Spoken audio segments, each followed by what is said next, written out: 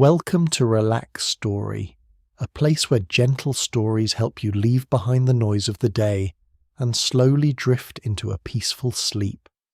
Each soft, soothing narration is designed to relax your mind, release tension, and guide you to a deeper sense of calm within.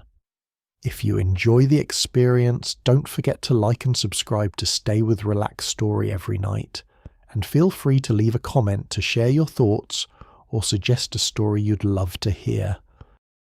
Now close your eyes, take a deep breath, and let Relax Story guide you into a restful deep sleep.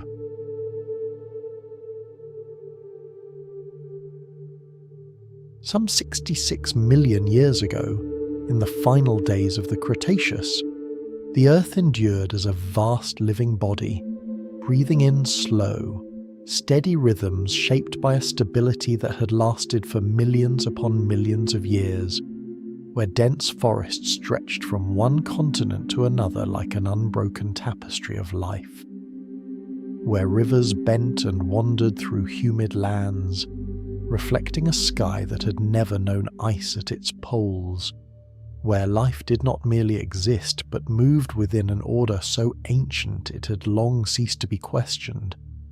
Upon the ground, the heavy footfalls of Tyrannosaurus rex resounded like the pulse of absolute dominion, while herds of Triceratops moved as great, living masses bound together, each step trembling through the soft earth beneath them, and above the canopy, primitive birds glided through warm air, carrying with them the earliest trace of a future yet unnamed. And in the shadows, beneath fallen leaves and within the narrow seams of soil, smaller creatures endured. Silent, patient, like seeds of a possibility not yet given form, all of it existed within a complete system, where every place was filled, every role assumed, a world that seemed beyond replacement, far beyond any ocean, beyond every horizon life had ever seen. A body moved through the cold emptiness of space, a mass of stone tens of kilometers wide, bearing within it the stored motion of a journey that had endured for millions of years, descending toward the blue world at a speed no movement upon its surface could rival. And as it touched the outer edge of the atmosphere, the air itself began to burn, the heat rising until the sky became a second light, a second sun that belonged neither to day nor to night, but to a moment from which there could be no return, while below, all living things continued on, unaware that anything was approaching. From the thick darkness above, a faint streak of light appeared, then grew, then blazed, as though the universe itself had drawn a line of fire through its own shadow, and as the view narrowed, the sky ignited, the air trembled like a membrane stretched beyond its final limit, until the moment of impact came, not as a single explosion, but as a release of energy beyond any scale the world had known, equal to billions of nuclear detonations unfolding in the same instant, in the same place. The shockwaves spread outward in a circle without end, flattening everything in its path. Heat followed, awakening forests into vast seas of flame. Dust and fragments hurled into the upper atmosphere, veiling the sun, layer upon layer, until the light grew dim, then faint, then vanished from much of the planet, setting in motion a chain of events that could not be halted, a chain that would lead to the disappearance of most life that had ever existed.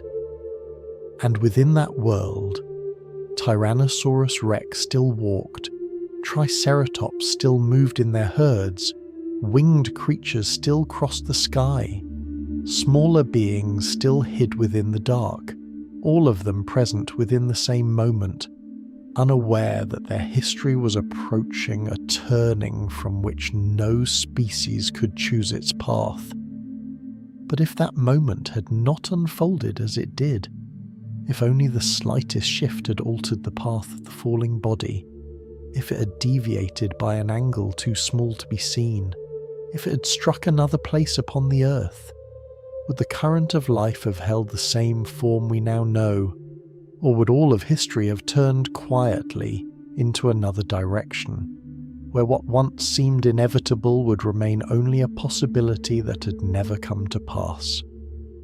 If you're here, listening in the quiet, perhaps somewhere between waking and sleep, consider subscribing and let this journey continue.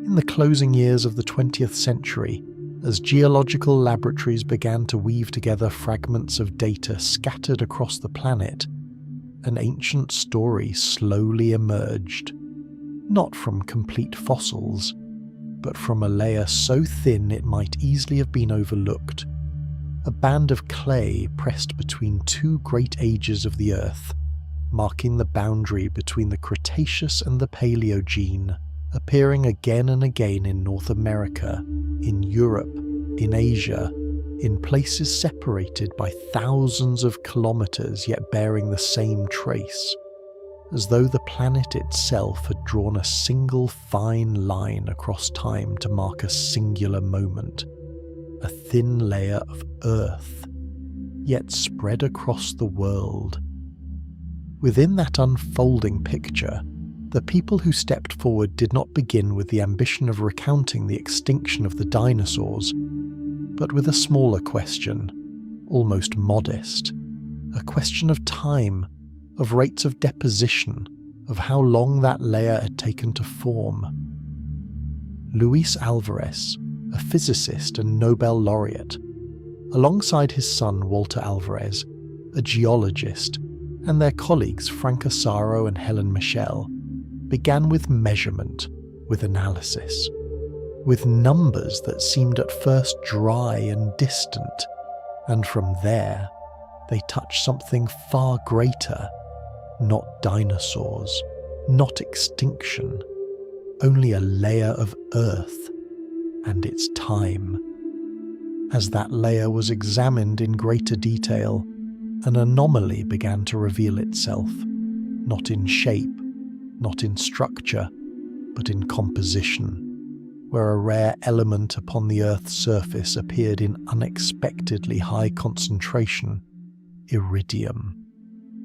An element scarcely found in the planet's crust, yet common within meteorites, within bodies that come from deep space. The strangeness did not lie in a single measurement, but in its repetition, in the presence of this iridium layer across distant regions of the world, within the same band of Earth, at the same geological position, like a single signature laid across the face of the planet, no longer a local event, but a global trace. From there, a possibility began to take form, at first only a hypothesis, then gradually a framework of explanation, that some 66 million years ago, a massive asteroid, roughly 10 kilometers in diameter, had struck the Earth, releasing an energy far beyond familiar natural events, casting vast quantities of material into the atmosphere, where the dust spread across the globe, settled, and left behind the iridium layer now being observed. A hypothesis simple in structure, vast in consequence. One impact, a world transformed. Yet science rarely accepts an answer at once, and in the years that followed, a quiet but profound debate unfolded, where two explanations stood side by side. One, an impact from space. The other, immense volcanic activity at the Deccan Traps in India, where flows of lava over millions of years may have altered the climate in a slower but no less devastating way. No decisive proof, no final conclusion, only layers of data and a story not yet complete. Then, in the early 1990s, a vast structure was revealed, not upon the visible surface, but hidden beneath the Yucatan Peninsula of Mexico, a circular form nearly 180 kilometers wide, buried beneath younger sediments, yet preserving the mark of an ancient collision, the Chicxulub crater, when its age was determined, when it was placed beside the age of the iridium layer, when both were aligned with the timing of a great extinction across countless forms of life.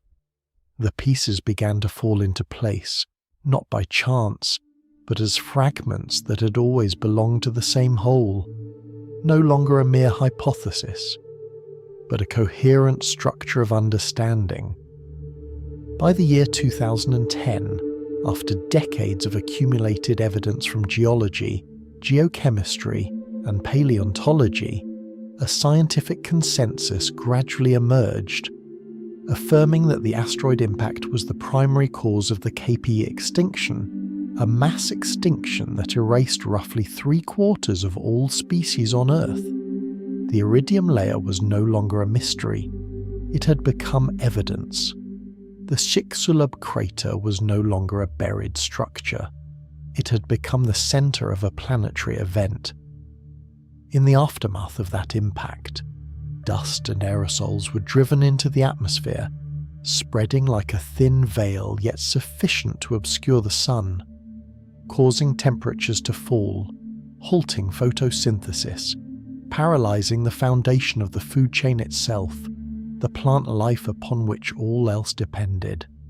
From there, the collapse rose upward, from the smallest organisms to the apex of the chain, like a reaction that could not be reversed, not an instant ending, but a slow extinguishing, a world dimming, then falling still. What remained after all of this was not a conclusion about strength or weakness in any species, but a quieter realization that this extinction had not been an inevitability written in advance, but the outcome of a particular moment where many conditions converged, where an asteroid arrived at the precise time, along the precise path, to the precise place. Not because the dinosaurs failed, but because something happened. And if a thin veil of dust could cover an entire planet, if a single collision could rewrite the history of life, then the question no longer rests in how it occurred, but begins to turn, gently yet deeply, toward something else, toward what might have emerged if that moment, even by the slightest margin, had not unfolded in the way we now know.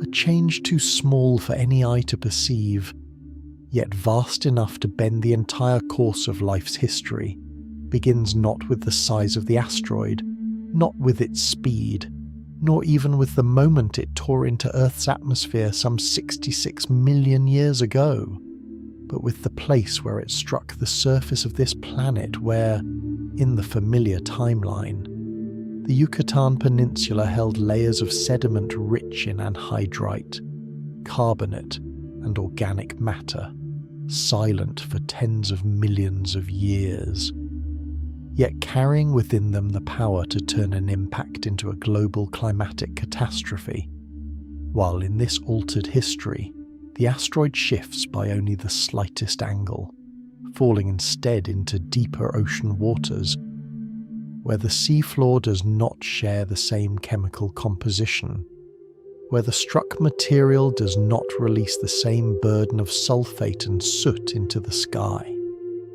where the same energy, the same immense mass, gives rise to a different consequence, not because the asteroid is weaker, but because the Earth answers in another way, a difference buried beneath stone. From that moment, The question is no longer whether the asteroid fell, but becomes something finer, almost invisible, yet decisive in all things where it fell, and what the atmosphere of this world received in the aftermath.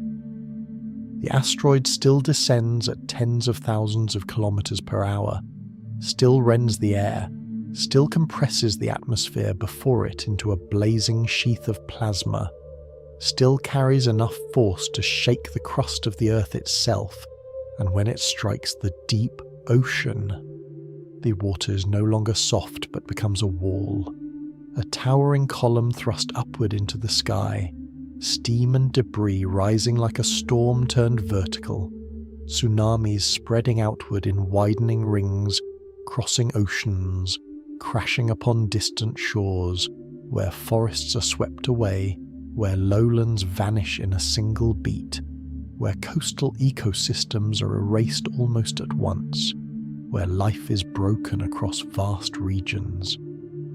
The energy remains, the destruction remains, but what no longer remains the same lies in what does not rise into the sky.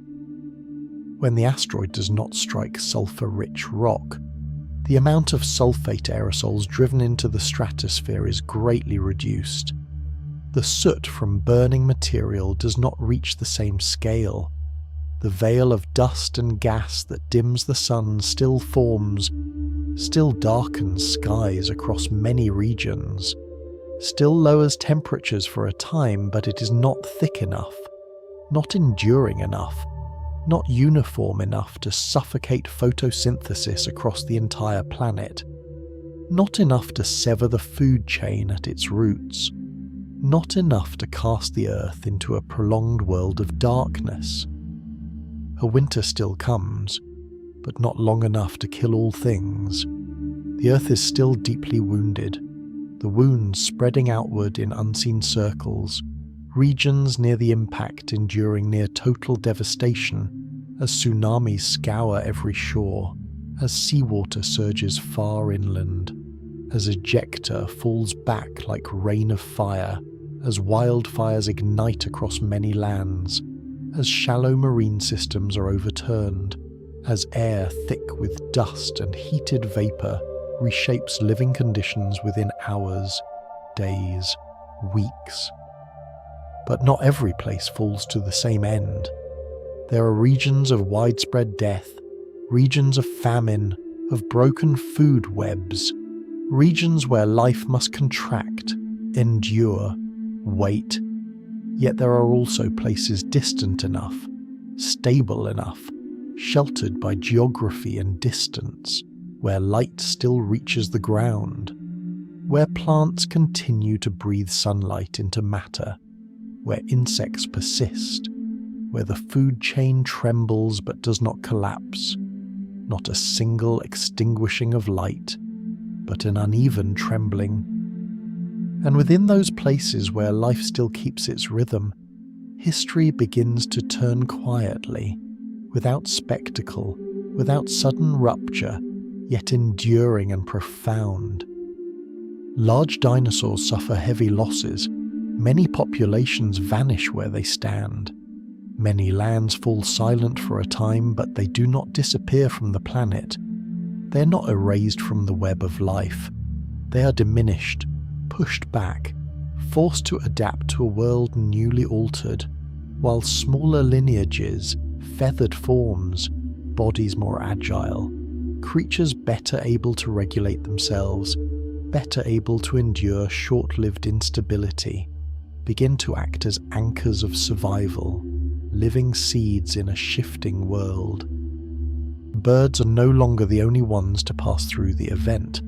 Small mammals endure as well, hidden in burrows, beneath leaf litter, within shadowed places where predation eases with time, but they are not granted the vast ecological void known in familiar history. There is no sweeping collapse of non-avian dinosaurs to open a new stage, no moment when the land falls empty for them to rise into dominion. They survive, but they are not released. The planet does not step into a new age in the way once known. does not pass cleanly into an age of mammals, but instead wavers, shifts slightly, and settles into a different balance where old structures remain, bearing cracks, distortions, subtle changes gathering over time. After years of ash and unrest, the sky begins to clear. Light returns not as sudden rebirth, but as a slow unfolding. Forests in many regions, never wholly erased, begin to recover, growth rising again from what endured, from seeds not destroyed, from lands untouched. Rivers still move through low ground. Water still nourishes insects.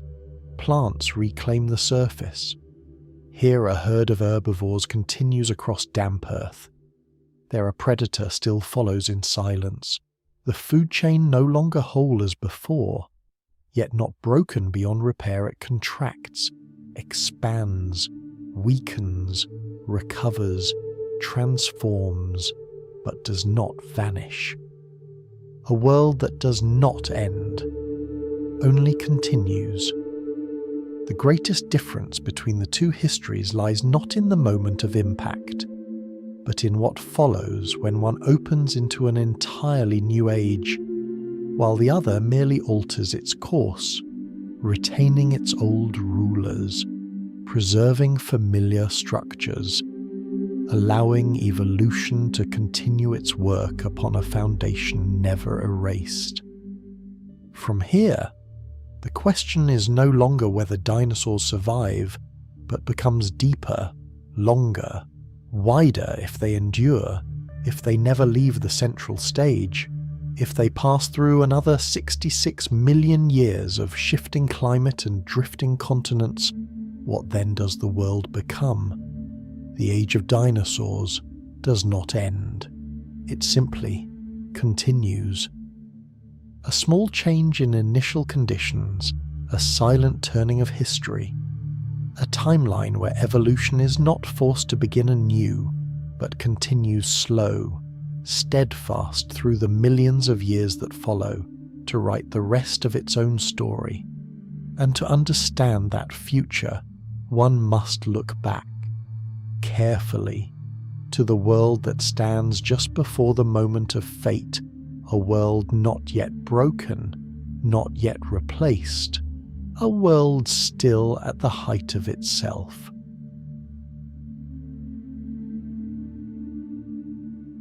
Some 66 million years ago, in the Maastrichtian, the final chapter of the Cretaceous, the land now called Hell Creek appears as a vast, humid lowland where mud, sand, clay, and thin seams of lignite gather in silence through countless cycles of rising and retreating waters, leaving within the earth the imprint of a world still breathing in full. This is not a barren expanse, not a landscape waiting to collapse, but an ancient coastal plain and a living delta, shifting, sustaining itself through winding rivers, dark wetlands, soft floodplains, and bands of forest tracing the water's edge, opening in mist, closing beneath dense canopies. The ground here is not silent in the manner of death, but in the manner of a vast body functioning so completely that every motion becomes natural, from slow waters bearing sediment across lowlands, to low ferns thriving in damp shade, to flowering plants rising into prominence within a terrestrial ecosystem. Interwoven with the ancient green of a world that has never known polar ice as Earth does today, the planet is warmer, far more so. The gradient between equator and pole less severe. No white masses locking the ends of the world, and thus the green of Hell Creek is not fragile, but abundant, long sustained by a climate that has favoured it for ages beyond counting. From afar, it is but a lowland at the edge of a continent. Up close, it is a dense web of life, where every river branch, every stretch of mud, every forest margin already belongs to something. As the scene settles into clarity, What draws the eye is no longer merely the presence of species, but their place within a quiet, precise order.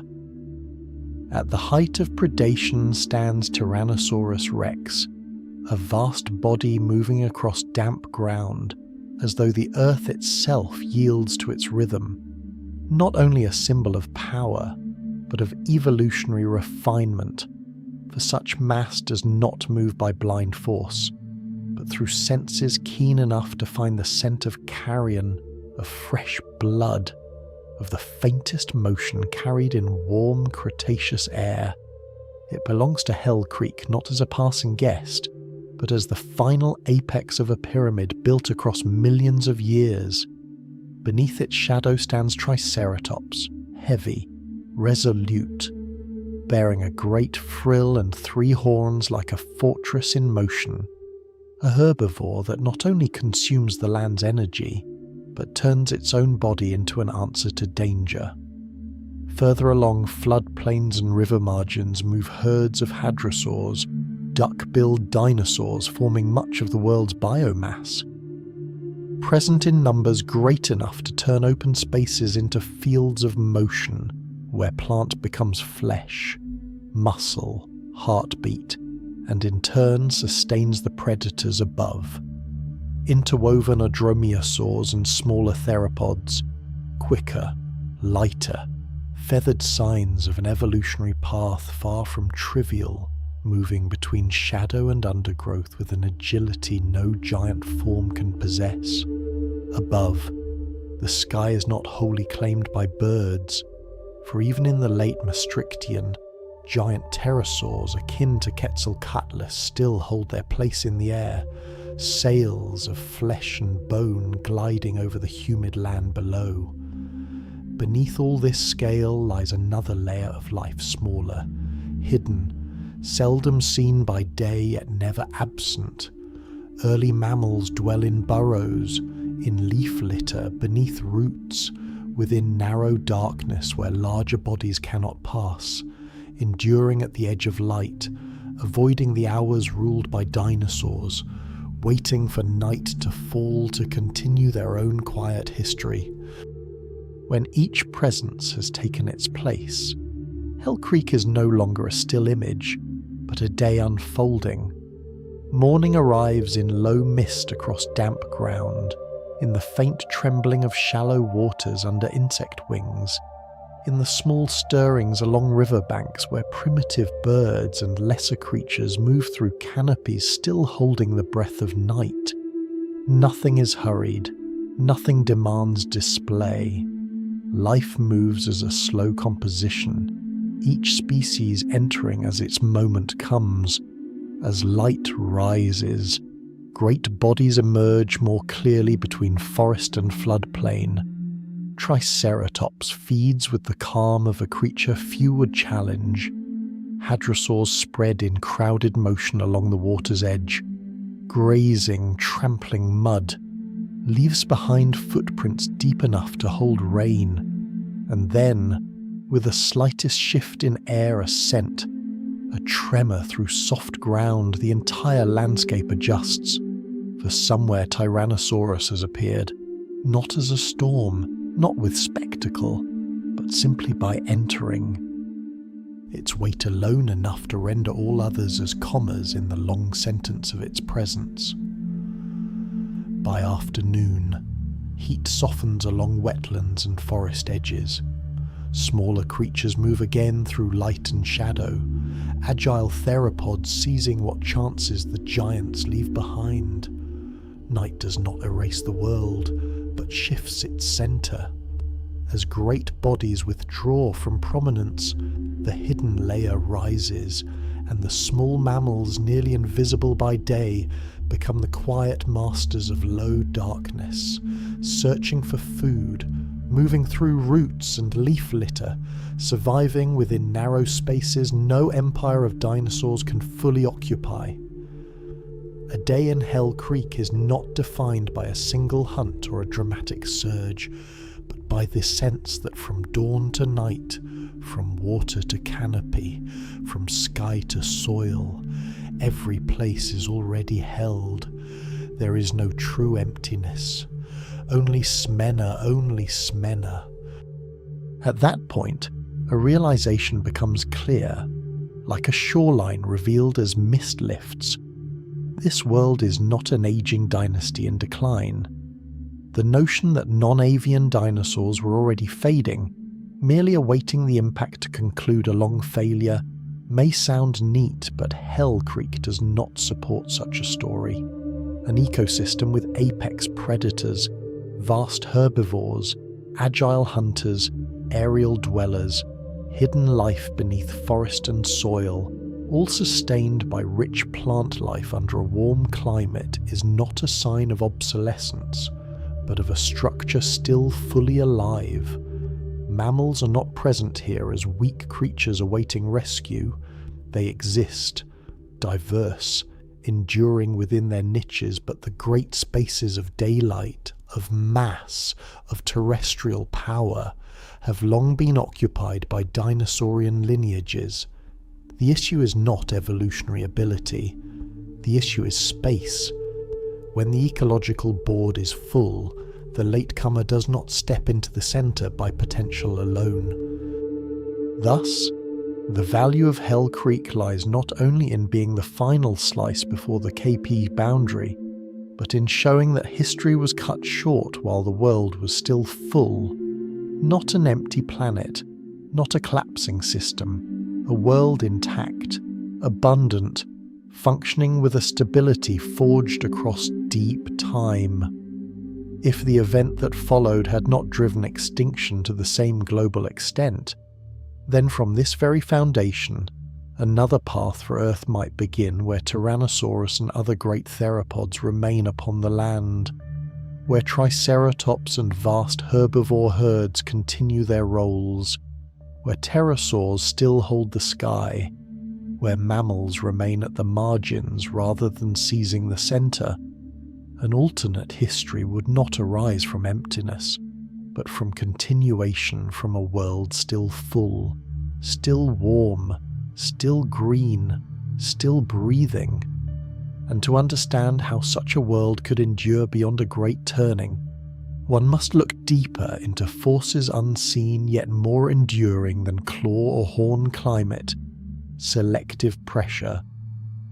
Ecological niches, the slow laws that decide which life expands with time and which remains forever in the shadow of another age.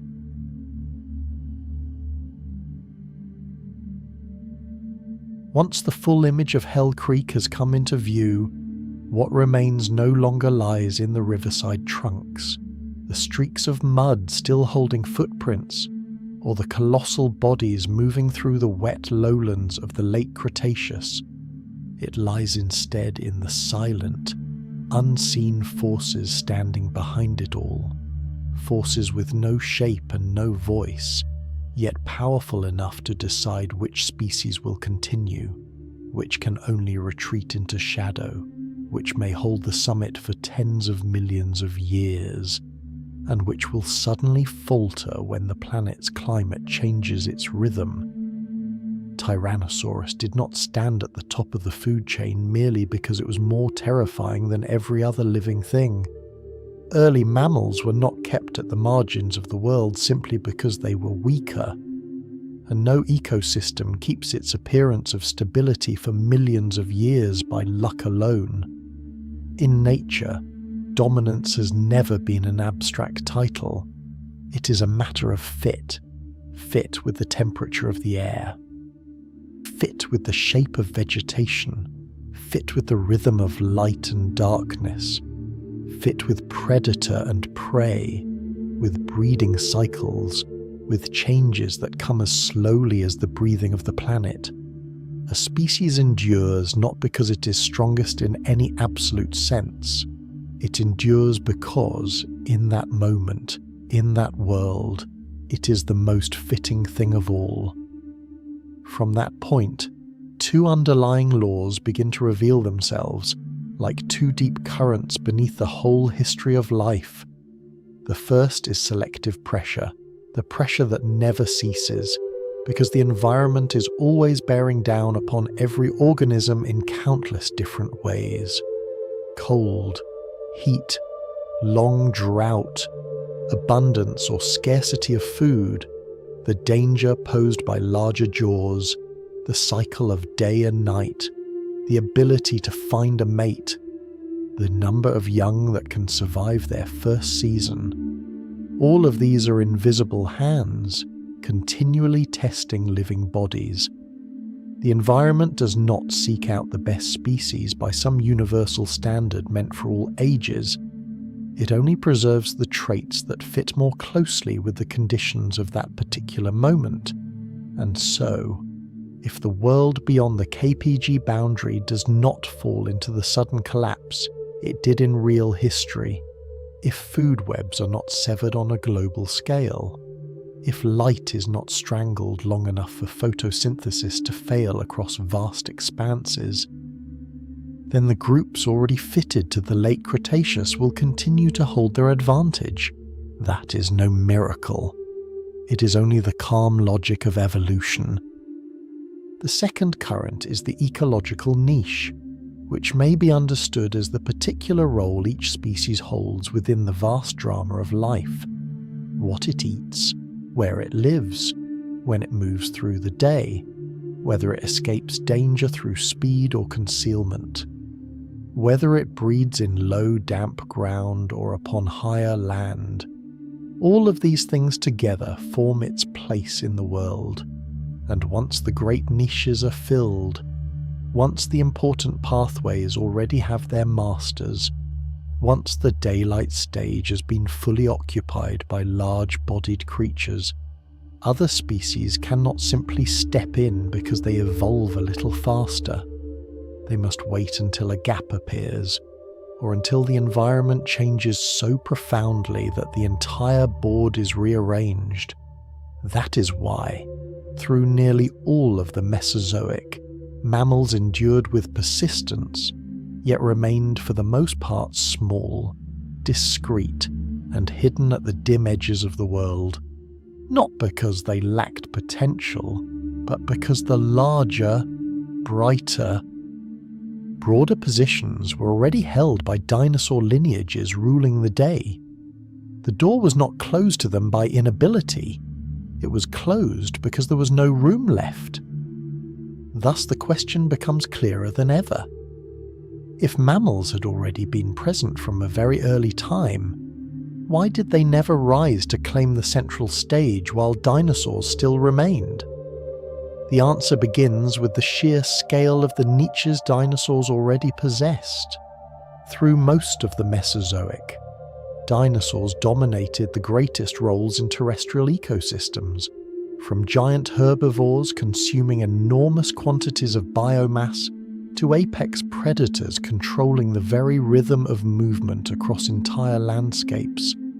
That meant mammals were not merely competing for food, they were also competing for living space, for active hours, for the ability to avoid the gaze of bodies many times larger than their own. Modern data on the day-night activity history of mammals paints a strikingly consistent picture that their ancestors were once driven into a nocturnal ecological bottleneck, a vast stretch of time in which darkness was safer than day. It is no accident that so many sensory traits of modern mammals, from the way they process sound to their capacity for orientation in low light, seem to carry the deep memory of such an age.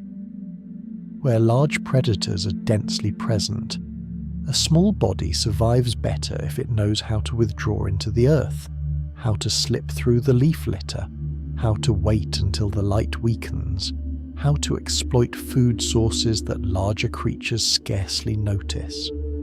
That is why the mammals of the late Cretaceous appear as creatures swift, small, and secretive, bound more closely to tree hollows, burrows, and the dark spaces beneath foliage than to exposed plains.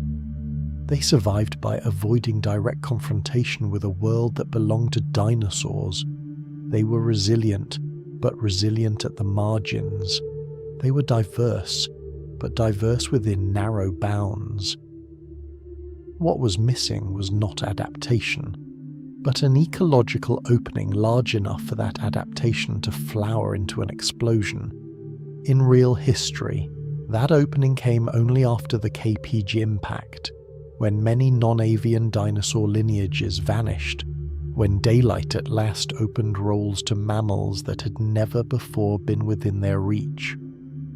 In this imagined timeline, that does not happen on a global scale. Dinosaurs remain. The great niches remain occupied. The board remains crowded. Mammals do not fail.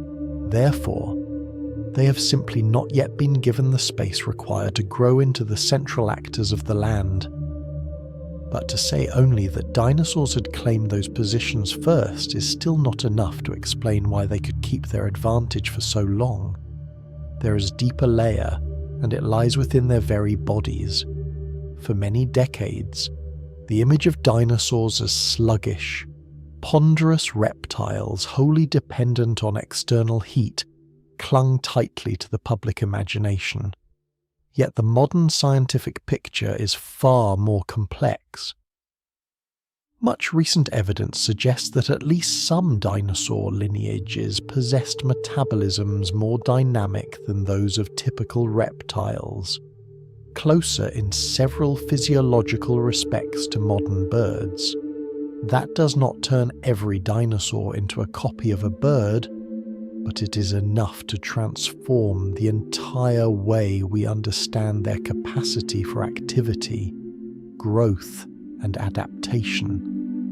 A body with a higher metabolic rate does not merely move differently, it uses energy differently, responds to the environment differently, competes differently.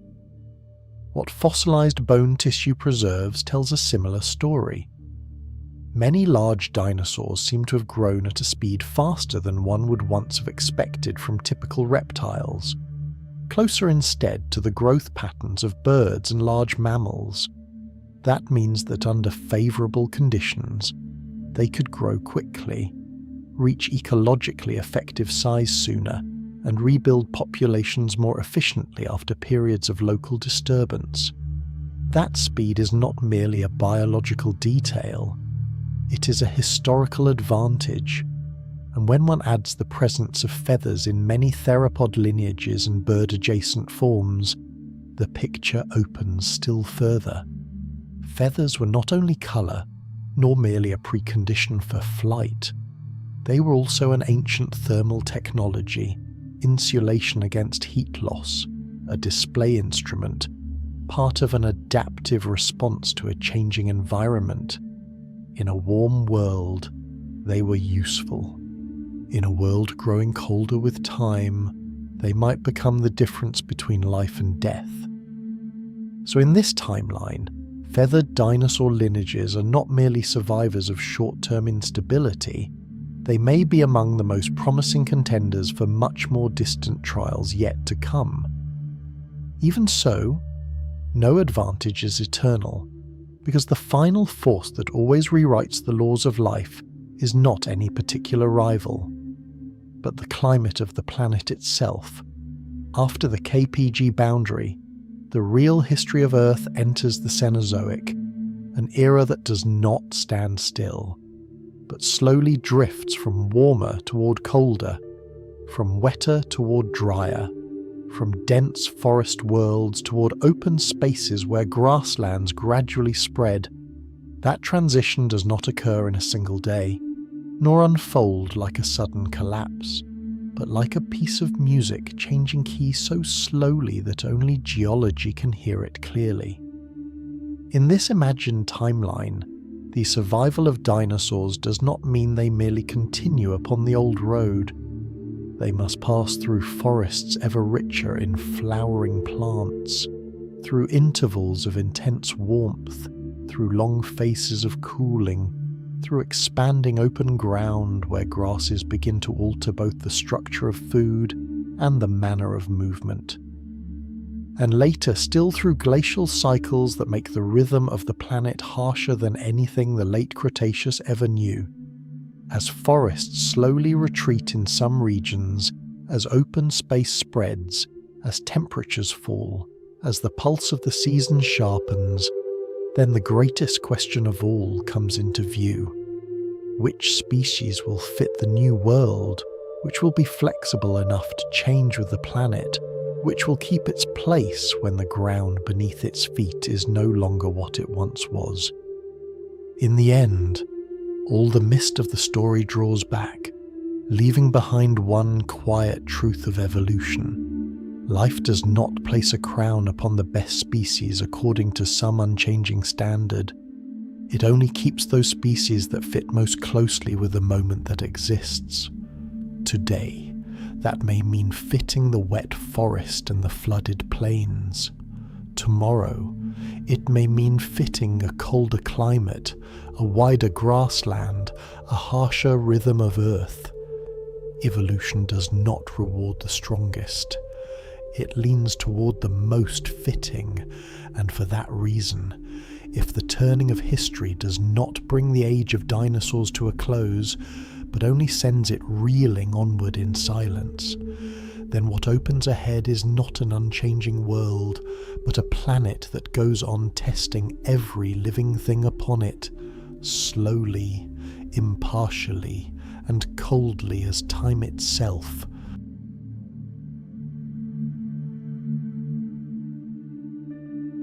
Around 56 million years ago, along the thin dividing line between the Paleocene and the Eocene, Earth had already journeyed far enough from the day the sky burned that its old wounds no longer dictated every breath of life. That ancient impact still belonged to the history of the planet, still left its mark in stone, in sea, in ecosystems once thrown askew. But in this timeline, it did not end one dynasty in order to open another. It only shook the world, then allowed the world to keep drifting onward, to keep warming, to grow greener, denser, more intricate. The lands that had once stretched wide beneath the open skies of the late Cretaceous had now become something else.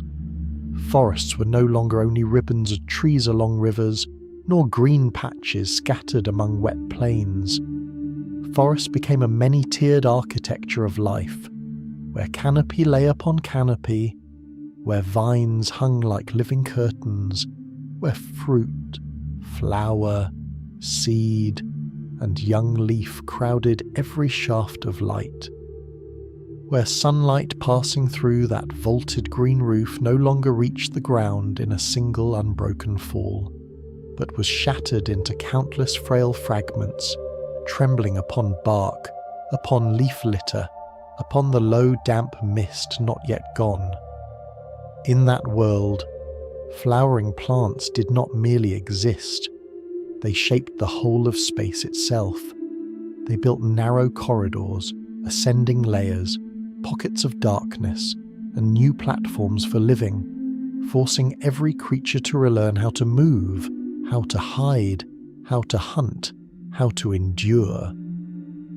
When history is not cut across by a global mass extinction, as it was in the true timeline, the first thing that changes is not merely the number of species, it is the complexity of the forest itself.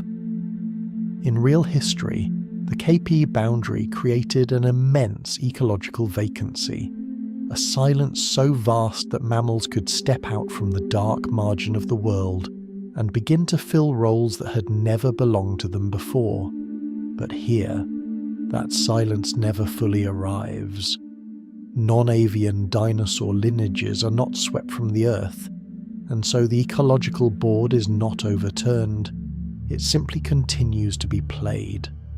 The groups that had already succeeded in the late Cretaceous still remain. Yet time allows no dynasty to stand unmoving. 10 million years upon a planet warm, wet, rich in flowering plants, and increasingly dense with competition, is enough to turn continuation into something wholly different from repetition. Old forms begin to branch, old roles begin to subdivide, Creatures once fitted to river plains and open stretches must now adapt to a world of layered canopy, fractured light, narrow paths, and food sources abundant yet broken into fragments. This world does not restart from the beginning. It merely continues long enough to become denser, more layered, more difficult to foresee. Within that forest, the most adaptable heirs of the old dinosaur world are perhaps not the most colossal bodies, but the most flexible lineages. Small feathered theropods, distant descendants of dromaeosaurs and maniraptorans, seem the natural candidates for such roles. Their deep connection to the history of feather evolution leaves them already equipped with an exceptionally rich evolutionary toolkit. Feathers are not merely a covering, they are warmth, signal, colour, form, the ability to dissolve into the mottled darkness of the deep forest. Across millions of years uninterrupted by global devastation, some smaller lineages may have become lighter, swifter, more deft within the labyrinth of trunks and vines, hunting insects, small animals, eggs, soft fruit, perhaps even living on mixed diets within very narrow ecological spaces that only agile bodies could exploit. Perhaps some forms drew nearer to a partially arboreal life, clinging, leaping, gliding across short gaps between high branches, not because history compelled them to become birds, but because the forest opened new evolutionary experiments and preserved what fit best. In leaf shadow, torn into fragments by the early sun, a body clad in brown and black striped plumage nearly vanishes into damp moss and bark. And in the breeding season, that same plumage may flare into colours only its own kind can read. One structure, many functions, one inheritance, many paths. Yet the forest could not belong only to bodies that were small and swift. It also had to sustain herbivores capable of reading the new language of greenery spread across the land. The descendants of hadrosaurs, together with some smaller ornithischian branches if they still endured, may well have entered a deep process of diversification in order to adapt to a plant world far more complex than that of the late Cretaceous. Hadrosaurs were already masters of processing vegetation, and so in this timeline it's entirely fitting to imagine their descendants separating into many forms, some specialising in cropping tender leaves at low levels, some feeding on fallen fruit and soft seeds in the middle layers, some small enough to slip through narrow spaces between buttress roots and thickets, some still large-bodied yet no longer resembling vast herds crossing open country. A multi-layered forest does not reward sheer size without condition. It rewards selectivity, mobility, the ability to eat the right thing in the right place at the right time. And if a few small ceratopsian lineages continued to extend their history, they may have become dwellers of the lower tiers, sturdy yet more compact than their ancestors, reading the forest through strong beaks, processing tough leaves, young shoots, fallen fruit, living beneath the dense canopy like horned shadows drifting silently through low patches of light. The top predator tier 2 could not retain its old form once space itself had changed. If tyrannosaur bloodlines still remained in this world, they could scarcely go on forever as rulers of open plains, as they had been in the final days of the Maastrichtian. Dense forest shortens sightlines, breaks long pursuits, and makes an overlarge body less agile amid a maze of trunks, fallen timber, and wet ground. More effective predators in such a setting would likely be somewhat smaller, more secretive, more specialized, relying more heavily upon smell, upon hearing, upon the ability to locate prey at close range, upon brief ambushes that nevertheless decide everything. They need not become new monsters in order to become different. They need only become the truthful products of the forest. A heavier footfall in the leaf litter, a slow breath in the low vapour, a great head no longer meant for seeing across an entire plain, but for a world where all things appear too near, too swiftly, too late. From there, the deeper lore of the forest begins to emerge. Dense forest is not merely scenery, it is an evolutionary filter. When sight is blocked by trunks and leaf shadow, other senses must grow into greater authority. When vegetation explodes into countless forms of leaf, fruit, seed, soft tissue, and hard tissue, herbivores can no longer live forever by a single kind of mouth, a single kind of stomach, a single manner of feeding. And when too many dinosaur lineages continue to endure for millions of years without any sweeping catastrophe to clear the stage and begin again, internal competition becomes the quietest and most ruthless force of all. One species descends to the ground, another clings to the lower canopy. One specializes in insects, another in fruit. One hunts by ambush, another by bursts of speed across a short distance.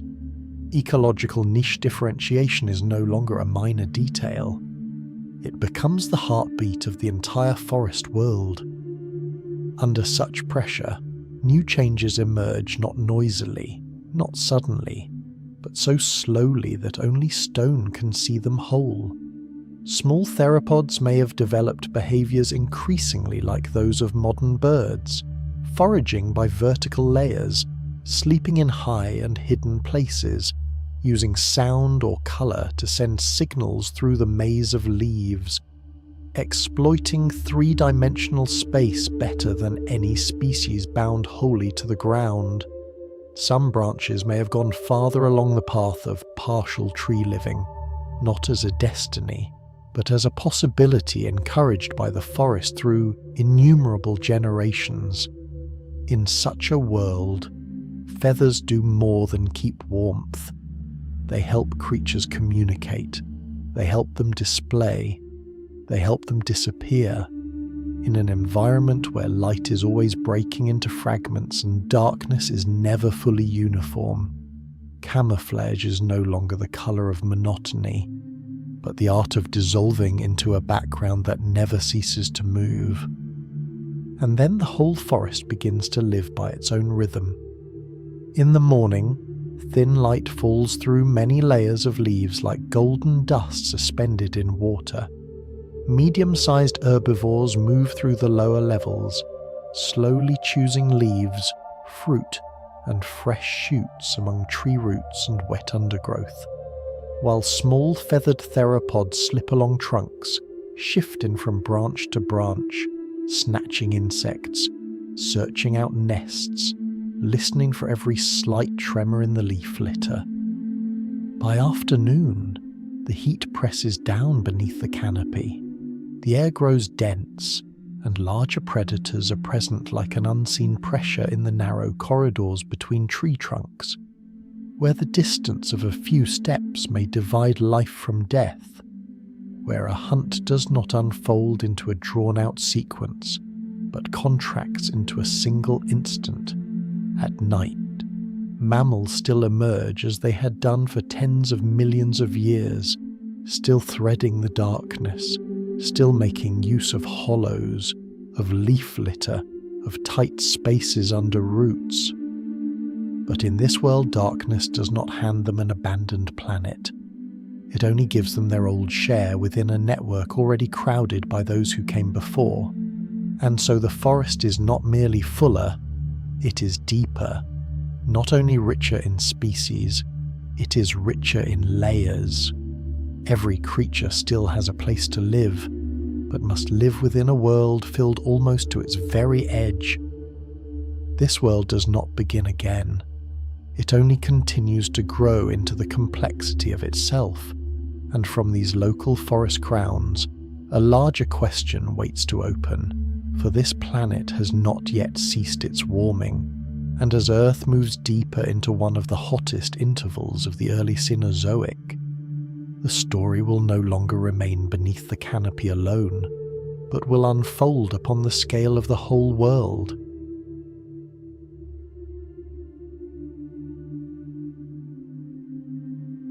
Around 56 to 34 million years ago, Earth entered the Eocene, a span of time so vast that beside a human life it is almost impossible to feel, and yet in the geological rhythm of the planet, it was a chapter of deep heat, long moisture, and the swelling abundance of life.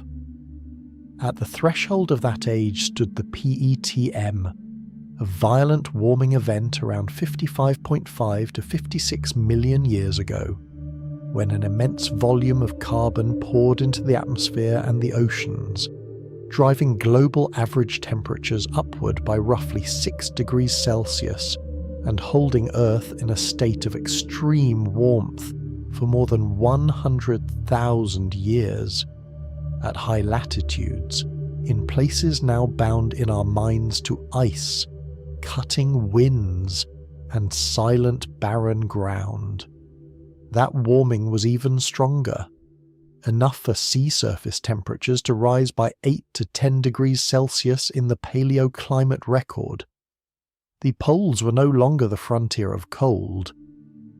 They were only places where light fell at an angle upon a green world. In the early Eocene, palms could grow as far north as Canada. Forests of dawn redwood spread across Ellesmere Island near the Arctic, and the Arctic Ocean no longer remained locked in permanent ice, as it does in the familiar image of the present.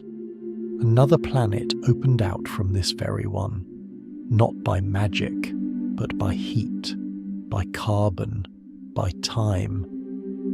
When warmth reached that far, change did not remain confined to a few separate lands, nor did it merely make the climate gentler or more oppressive in any simple sense. It altered the shape of the whole planetary surface.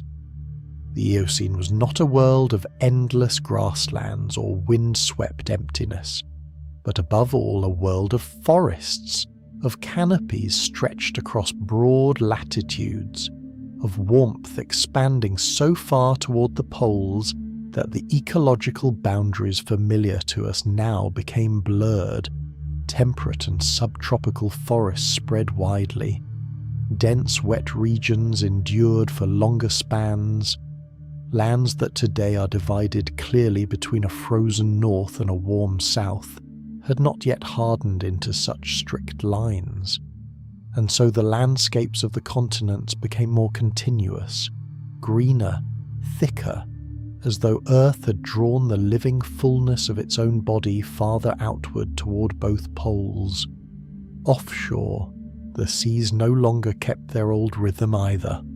Warmer waters changed the way gases dissolved, changed the circulation of nutrients, changed the places where plankton bloomed or failed, and from there sent tremors through the oceanic food web, from forms of life too small for the eye to see to great fish, apex predators, and every creature dependent upon the exquisitely delicate reproductive rhythms of the sea.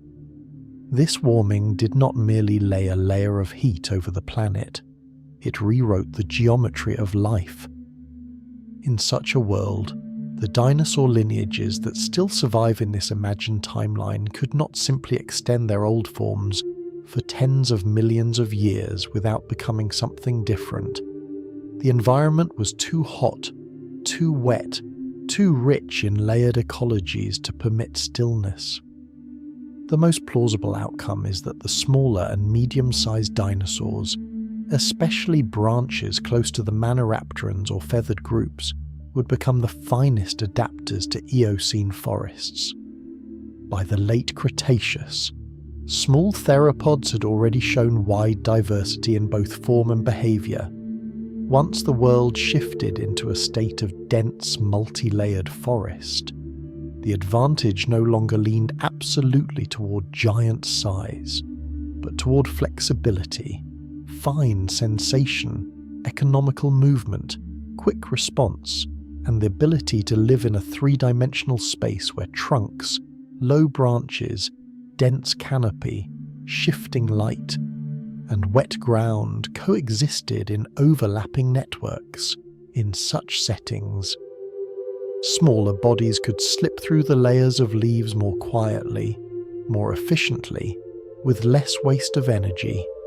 Feathers, once a sign of an evolutionary branch close to birds, might now take on many further roles, from camouflage in the shadows of leaves to display in the filtered light beneath the canopy, to communication within the species in a world where colour and motion mattered no less than roars or sheer size. The sky, too, would not empty in the way real history records. Pterosaurs vanished at the KPG boundary in reality, but the latest Cretaceous fossils show that they were not a lineage already wholly spent before the final moment of extinction. They were still diverse. They still occupied many different aerial niches. They still carried within them the capacity to continue if the great rupture at the end of the Cretaceous had not unfolded on a global scale as we know it.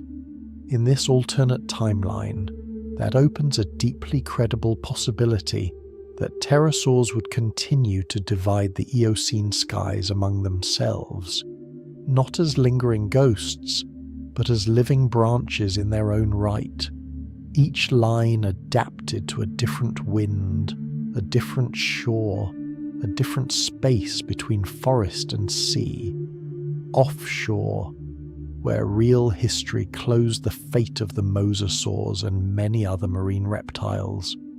This imagined timeline leaves open another path. If the end of the Cretaceous did not trigger a collapse of the biosphere on the scale seen in actual history, then some marine reptile lineages may well have escaped simultaneous erasure. There's no need to push that speculation too far. It is enough to admit that the warm seas of the Eocene, rich in change, rich in shallow waters, rich in long coasts and abundant life, might have continued to sustain a few ancient branches swimming quietly through the threshold of ages. That alone is enough to give the ocean another face. That alone is enough to bend history aside. When the planet grows warmer, altered landscapes are only the first layer that can be seen. Deeper beneath lies a change in the direction of selective pressures, so slow as to seem almost invisible, yet strong enough to decide which groups expand, which contract, and which survive only by becoming another version of themselves. In an Eocene far warmer than the present, the ability to shed heat became a question of survival. The hours of activity were no longer a simple habit, but a strategy. Energy management ceased to be a secondary advantage and became the boundary between adaptation and exhaustion. Dense forests added another level of filtering, where light was broken apart by the canopy, where food no longer lay evenly upon the ground but hung through many different layers of height. Successful species had to live in 3 dimensions, had to choose hours of life that avoided direct competition, had to exploit narrow parts of the world that others ignored, at sea. Warmer temperatures reshaped food chains in quiet but enduring ways, from microscopic plankton to larger predators. Each of these shifts, taken alone, might seem only a change.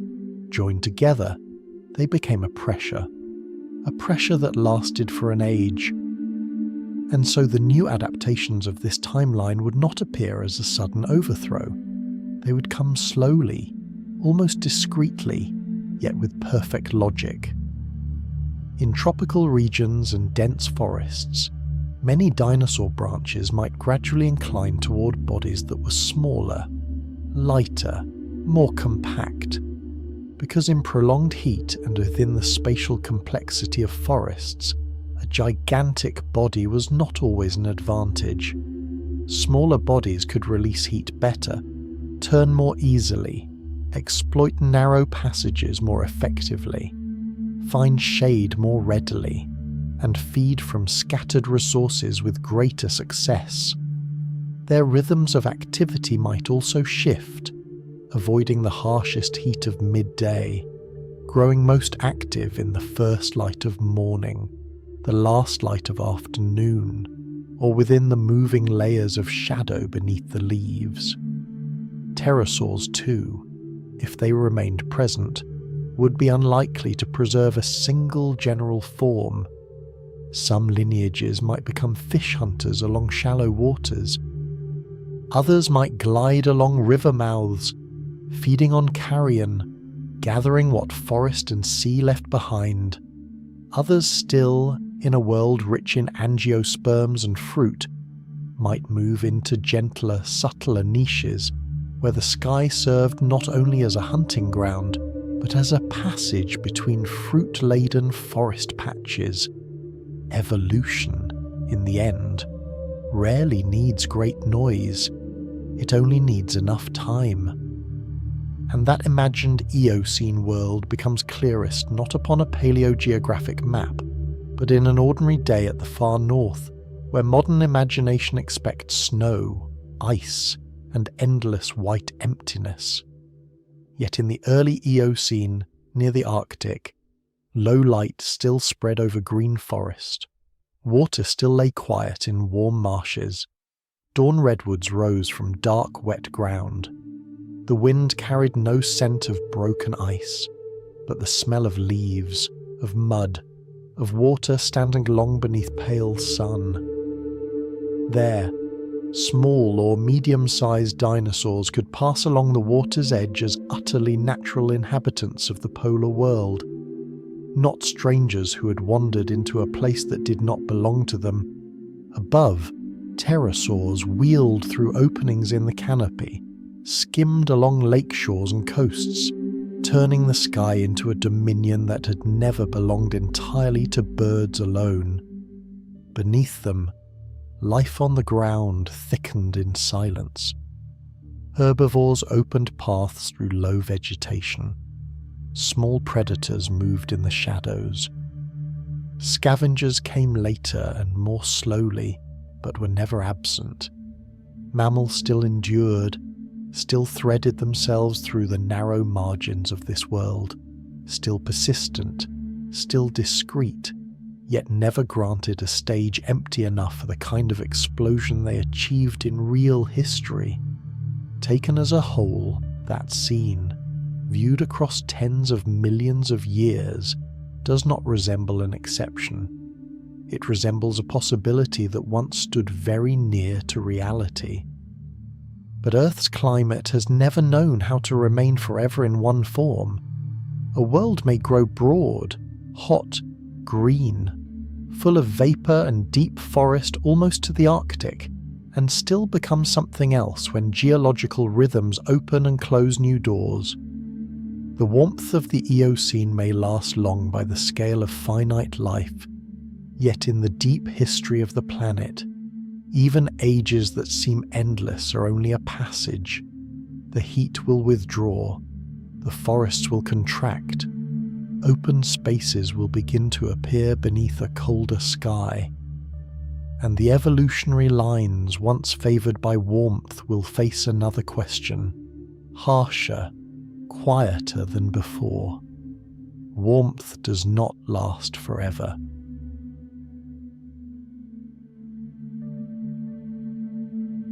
Around 34 million years ago, at the boundary between the Eocene and the Oligocene, Earth entered one of the deepest turns in the whole Cenozoic, not like a door slammed shut, but like a long breath gradually slowing, like a colossal body slowly drawing heat out of itself.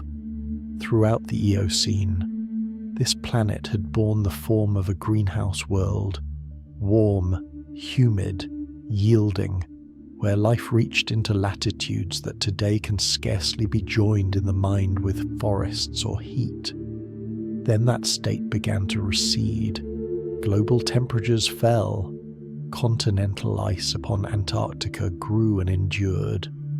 One end of the world learned how to keep the cold, then how to keep it longer, and at last how to make that cold a part of a new order. The change did not belong to a single season, nor was it confined to a single generation. It stretched across hundreds of thousands of years, long enough for rivers to alter course, for forests to change their form, for winds to change their scent.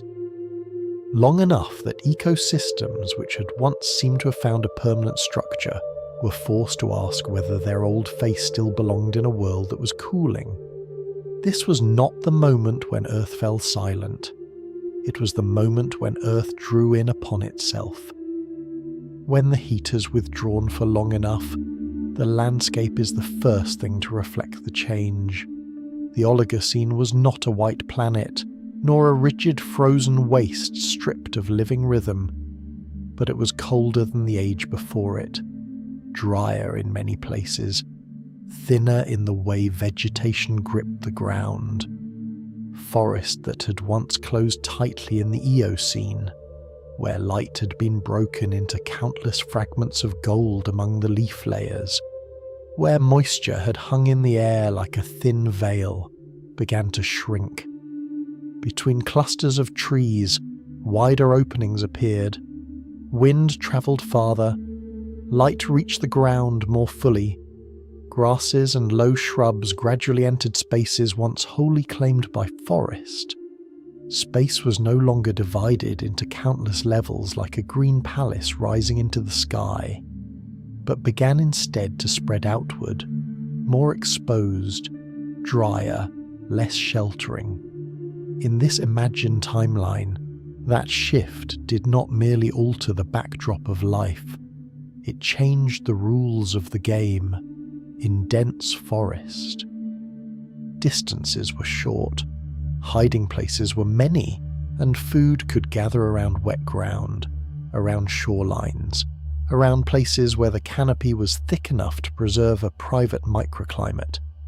In a more open world, journeys grew longer, water lay farther away, feeding grounds were thinner.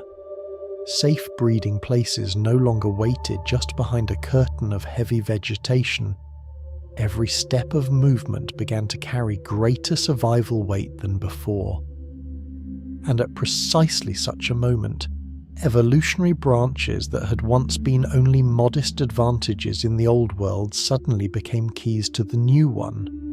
Most striking were the feathered dinosaur lineages, bodies that carried not only the premise of flight, but also a subtle instrument for managing heat, for breaking the outline of the body against changing landscapes, for sending signals between individuals in breeding, migration, and warning. As the climate cooled, feathered theropods, or those lines drawing nearer to birds, became the most plausible candidates to expand into cooler, more seasonal, more unstable environments.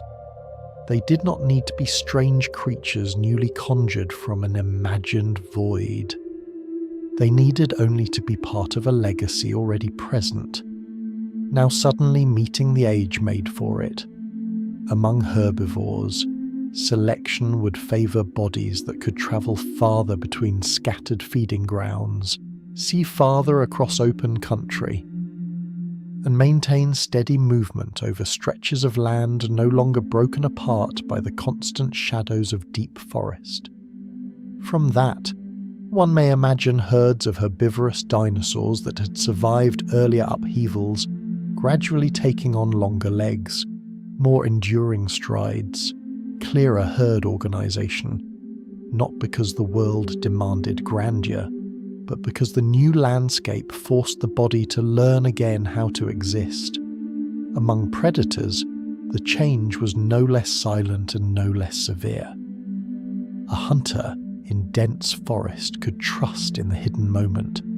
In short distance, in the sudden burst from shadows of leaves, a hunter on open ground had to trust in vision, in endurance, in the ability to follow over long distances, perhaps even in coordination if the prey moved in herds.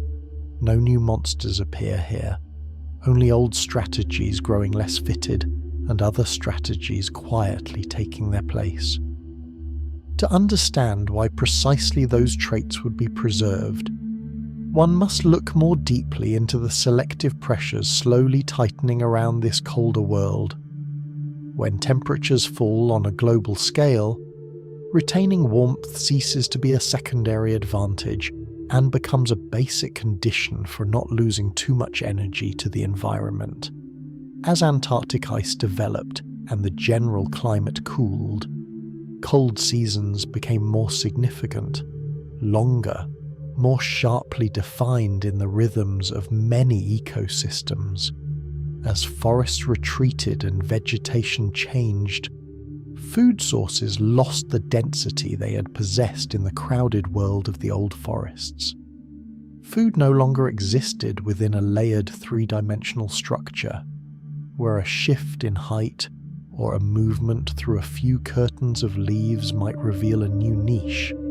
It began instead to lie scattered across wider ground beneath more open sky, along longer routes of movement. That placed pressure upon everything. Herbivores had to learn how to travel far without collapse, how to remember routes from one season to another, how to keep the herd tight enough to protect the young and yet flexible enough not to be trapped when resources shifted. Predators had to learn how to read distance, read the wind, read the rhythm of prey herds upon a ground that offered ever fewer places to hide. In such a world, pure strength could no longer guarantee advantage by itself.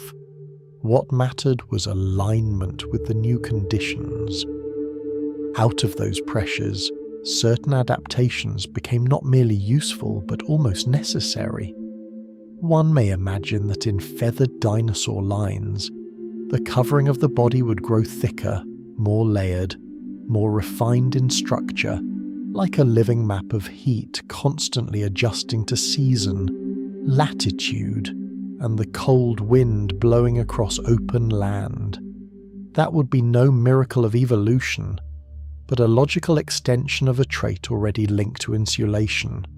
From there, bodies once suited only to the warm forest margins might gradually expand into cooler regions, into seasonal corridors, into lands where mornings no longer carried the heavy warm moisture of earlier times. In large herbivorous herds, seasonal migration would become an almost inevitable possibility. When food is more thinly spread, when cold seasons last longer, when the grazing ground of 1 month can no longer sustain the herd into the next, movement is no longer a choice. It becomes a rhythm of breathing. The whole herd must go. Steadily, far, along routes remembered across generations, through the smell of the wind, through the course of rivers, through the position of the low sun in a colder sky. Group living would therefore become more sharply defined as well. On open land, many eyes see farther than one pair. Many bodies forming a ring of safety are better than a single solitary animal. The young are sheltered. The direction of movement is preserved. The rhythm of the herd becomes a form of collective memory, the thing that carries life through thinner landscapes without letting it dissolve. When all these changes have gathered for long enough, the new world becomes clearest not in catastrophe, but in a very simple scene. A land once wet, once dense, once enclosed in the Eocene has now opened into longer stretches between clusters of trees. Low grasses enter places where there had once been only shade and leaf mould. The wind is no longer checked by endless close-standing trunks, and so its sound is longer now, clearer now, colder now. Light is no longer held in the canopy above, but falls to the earth like a new order, exposing the distance from one place to another, from water to dryness, from the place where herds once paused to the place they are now forced to leave. Across that landscape, a herd of herbivorous dinosaurs moves in a long line, not hurried, not chaotic, only enduring, steady, as though the earth itself were drawing them through the change of the planet. They no longer graze within a narrow radius. They follow the seasons. They follow the fresh grass. They follow the water. They cross open stretches that their ancestors might once have passed through only briefly before returning to the deep forest. Behind them, predators have fewer chances to disappear entirely into layers of leaves as they once did. They must follow from greater distance, waiting for the herd to thin, waiting for a young one to lose the rhythm, waiting for an old one to fail for breath on ground that no longer conceals mistakes. The whole scene does not carry the feeling of collapse, it carries the feeling of farewell. A planet does not shatter, a planet only quietly departs from the warmth it had known for too long. By this point, the law of this turning stands out more clearly than any skeleton, more clearly than any claw or any pair of horns. Life no longer inclines toward the strongest in the sense of the old world, nor does it belong to the largest, the fiercest, or the most dominant within the age of dense forests and lingering warmth. Advantage now belongs to the creature that can alter its shape a little, alter its rhythm of life a little, alter its behavior a little, and through those very small changes pass across hundreds of thousands of years, while climate rewrites the ground beneath it. Life no longer belongs to the strongest. It belongs to the deepest adapted. And when the cold lingers longer still upon this planet, when the forests retreat farther and grasslands spread wider, the earth will change its laws once more, slowly yet decisively, until speed, endurance, and the art of pursuit across open space become the new language every creature must learn, if it still wishes to remain.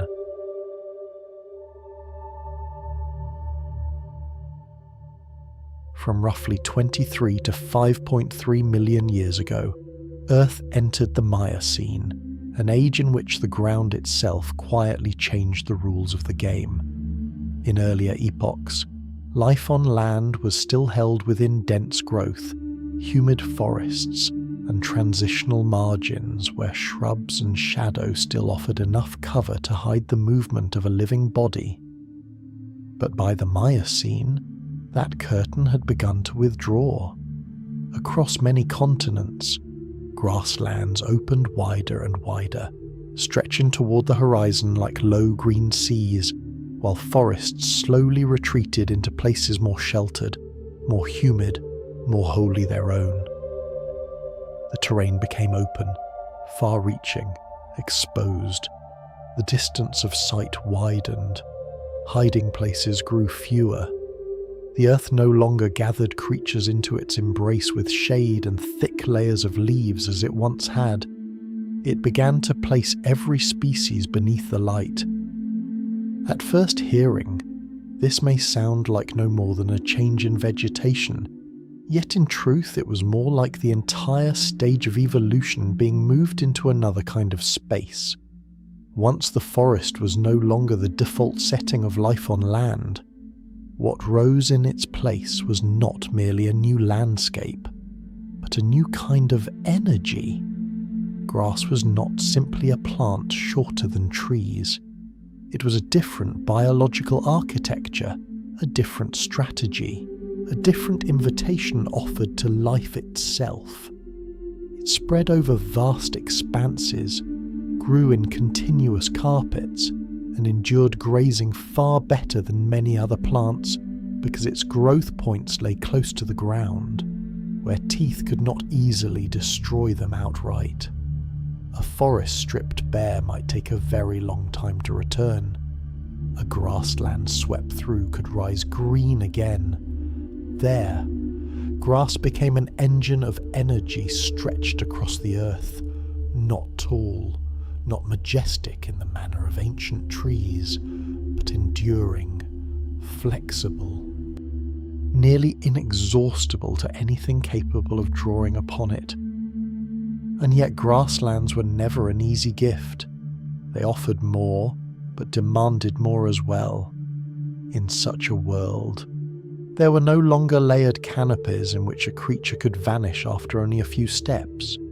No more winding turns of forest to conceal slowness.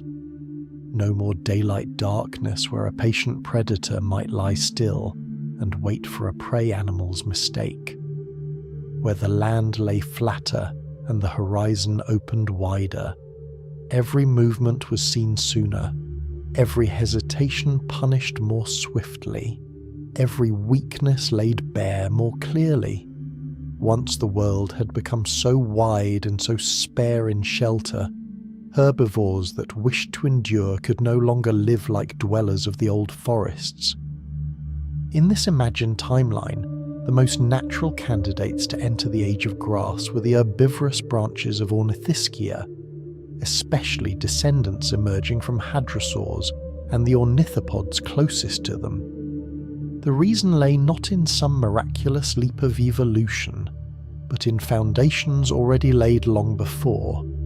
True hadrosaurs had possessed complex dental batteries in both jaws, creating plant processing surfaces of a rare efficiency in the dinosaur world, on a planet where grass spread ever farther. That inheritance became an almost perfect point of departure. From there, over millions of years, the most successful surviving lineages would likely be shaped by selection toward more wear-resistant teeth, finer grinding surfaces, stronger jaw muscles, and digestive systems increasingly suited to a plant poorer in nourishment than the young leaves of the forest, yet present nearly everywhere. Grass did not reward the creature that merely tore and bit. Grass rewarded the one that could grind, endure, and turn stubborn cellulose into fuel for a great body. And so the herbivores of this imagined Miocene would no longer be old versions of their Mesozoic ancestors. They would be grazing machines refined by the new earth itself. When the grasslands granted advantage to those that could feed upon grass, they also rewrote the fate of the hunter. In an open world, effective theropods could hardly preserve the same strategy they had used in dense forests. Wide space forced them to change from the very basis of their existence. Distance vision grew more important. The ability to track movement over long stretches grew more important. Sudden acceleration still had value, but endurance, the power to keep pursuit, not to lose the trail, to turn a herd still bound together into one beginning to unravel, became the quality most steadily rewarded. Thus, the most successful theropods of this Miocene timeline may gradually have taken on lighter bodies, longer legs, more efficient running forms, relying less on the brief explosive rush of surprise and more on reading the land, judging distance, and wearing prey down across the very openness it was forced to cross. Grassland did not make predators fiercer in any loud or theatrical sense. It made them more exposed, more tactical, colder. From there, another possibility began to emerge, not as a sudden leap, but as a shape slowly clarifying through mist. When the space was too vast for a solitary individual to hunt effectively at all times, higher levels of coordination may have become advantageous. This need not lead to fully organized hunting packs like those of many modern mammals. Evidence for pack behavior among theropods in the fossil record must always be treated with caution. But in this imagined world, it is entirely reasonable that some lineages might develop more rudimentary coordination, learning to hold relative position, to drive herbivores toward a disadvantageous direction, to follow longer rather than rush at once, to exploit the instant when a juvenile fell out of rhythm or a weaker body began to lag behind. This was not yet a complete predatory society.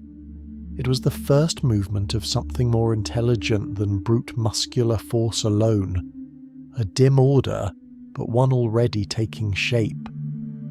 Once both herbivore and predator were laid bare before one another by the grasslands, selective pressure began to tighten like a spring-drawn taut over millions of years.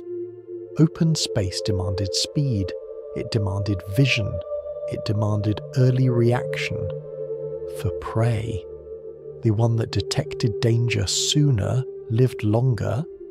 The one that moved with greater endurance prolonged the chance of surviving one more dry season, one more breeding season, one more generation. For predators, the one that could read the rhythm of the herd more precisely prevailed, the one that could pursue more efficiently fed.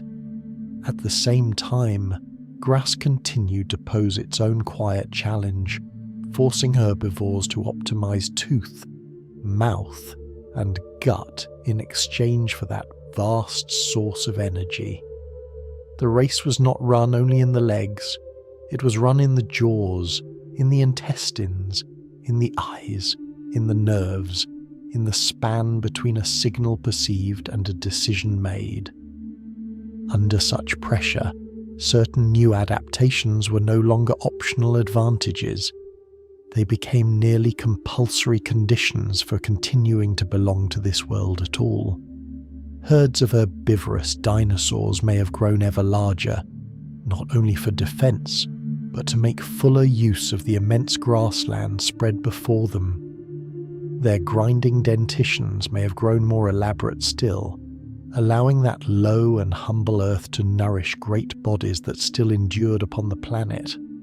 On the other side, theropods may gradually have acquired more subtle powers of communication in the hunt, not to stage dramatic chases, but to hold distance, divide direction, sustain pressure, and wait for the precise moment when the opposing herd opened a gap of its own accord. It was not a noisy adaptation, but it was enduring, profoundly enduring. And after long enough, grassland ceased to be mere scenery. It became destiny. On some morning in this imagined Miocene, the wind moved in long bands across ground so wide that there was scarcely anywhere left for shade to keep a secret. Within that space, a herd of herbivorous dinosaurs moved like a living current, heads low, rhythm steady, their great bodies blending into one shared motion, heavy yet continuous, a little farther off, along the flank of that current. Several theropods kept their distance and watched. They did not rush forward. They did not burn through their bodies in a single brief eruption. They simply moved alongside, like shadows that could no longer hide, waiting for the herd's rhythm to slip, waiting for one young body to stray from the line, waiting for weariness to gather into error. In the old world, the earth had hidden many things. In the new world, the earth revealed them all. The world no longer concealed you. It placed you into the light.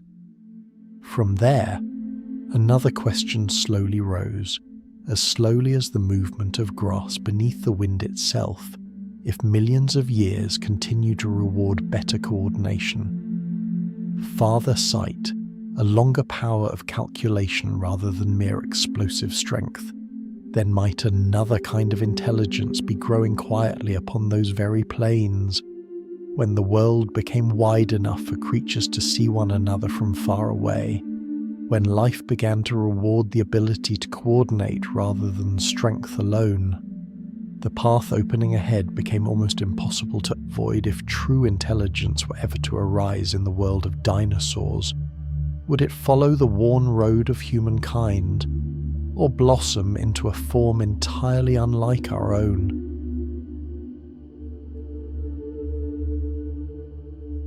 By the late Miocene and into the Pliocene, from a little over 11 million years ago to about 2.6 million years ago, Earth was no longer a world belonging only to dense forests, yet neither had it become a planet of endless emptiness.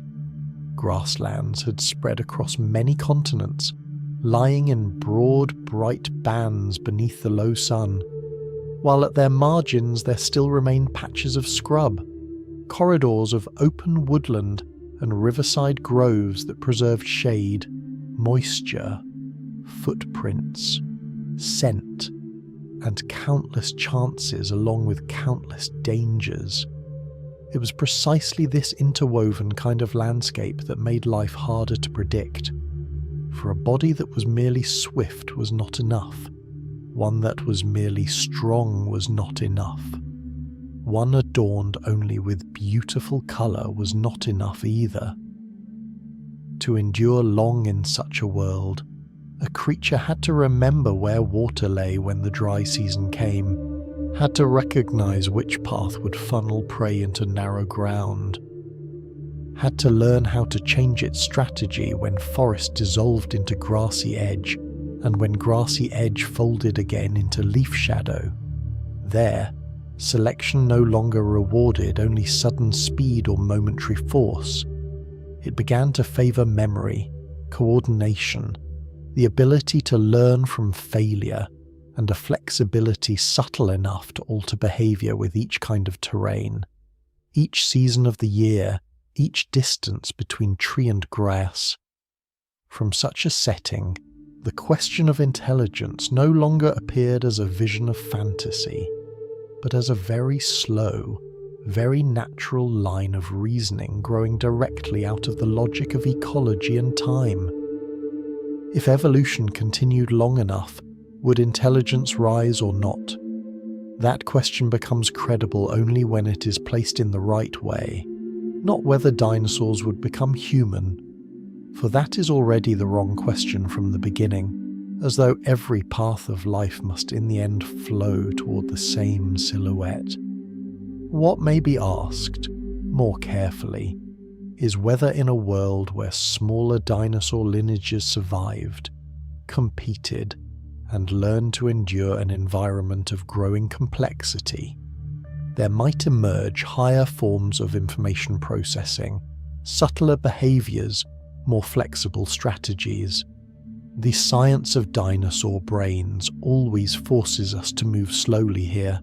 Brain size, cranial shape, or endocasts can reveal only tendencies in neural organisation, likely sensory priorities, and the relative development of certain processing regions.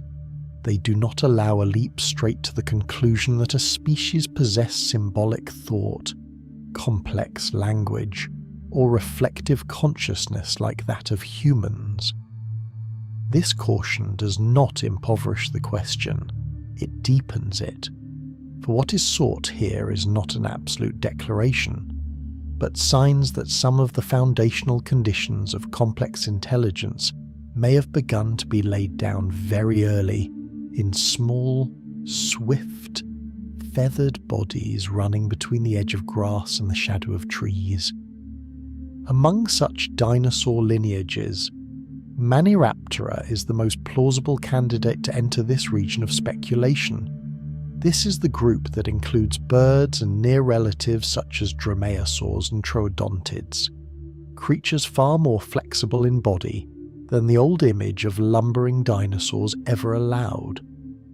With relatively long forelimbs, hands capable of grasping more effectively than in many other branches, legs often slender and suited for rapid movement, while the whole structure of the body carried a tautness, a compact precision, as if it had been refined across millions of years to answer environments that demanded more decisions. Research on endocasts suggests that some Maniraptoran theropods already possessed brain traits closer to birds than did more primitive theropods, implying that relative brain expansion did not suddenly appear with the rise of modern birds, but had begun deeper within the history of the bird-near line, in Synovenator. Newer analyses have even pointed to notable development in regions associated with visual processing, suggesting that through the evolution of Maniraptorans, the eyes, and the brain behind those eyes, were being invested in more and more strongly. This matters all the more for a small predator that must judge distance in an instant, read movement through tall grass, and distinguish between a false escape route and a true one. Their hands are no less worthy of attention. Not human hands. Not the tools of some future craftsman. Only forelimbs whose evolutionary history was tied to better grasping, holding, manipulation, and control than was common among many other dinosaurs. That alone is enough to suggest that if the question of intelligence is to be placed anywhere in the dinosaur world, it should be placed here. And yet the body is only the beginning. Intelligence does not grow in a void. It becomes valuable only when the environment begins to reward those who can remember, coordinate, and alter strategy rather than repeat the same response in every circumstance. In the interwoven landscapes of the late Miocene and Pliocene, where grasslands cut into forest and forest poured back again over the grassy edge, even a slight increase in coordination among a group of small theropods could have brought a clear advantage. They would need to read one another's signals more swiftly, understand the movement angles of their companions more accurately, anticipate the turning point of prey more precisely, perhaps even divide roles in a loose yet effective manner during brief pursuits. Cooperation, even if not yet as tightly structured as in some modern social mammals, could still impose strong selective pressure upon information processing. The constantly changing landscape only thickened that pressure. A strategy effective in low grass might fail at the edge of scrub. A hunting pattern suited to the dry season might become useless when the rains returned. An individual relying only on rigid instinct would be left behind by the world more swiftly than one capable of correction. Nor was the predatory tier itself ever quiet.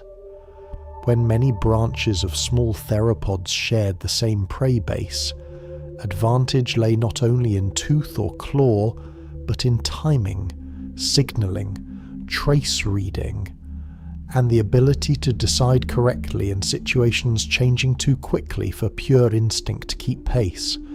Not that intelligence would certainly increase, only that in such a world, capacities for recognition, memory, and behavioural adjustment had a chance to be preserved across long stretches of time. From there, another form of adaptation began to appear.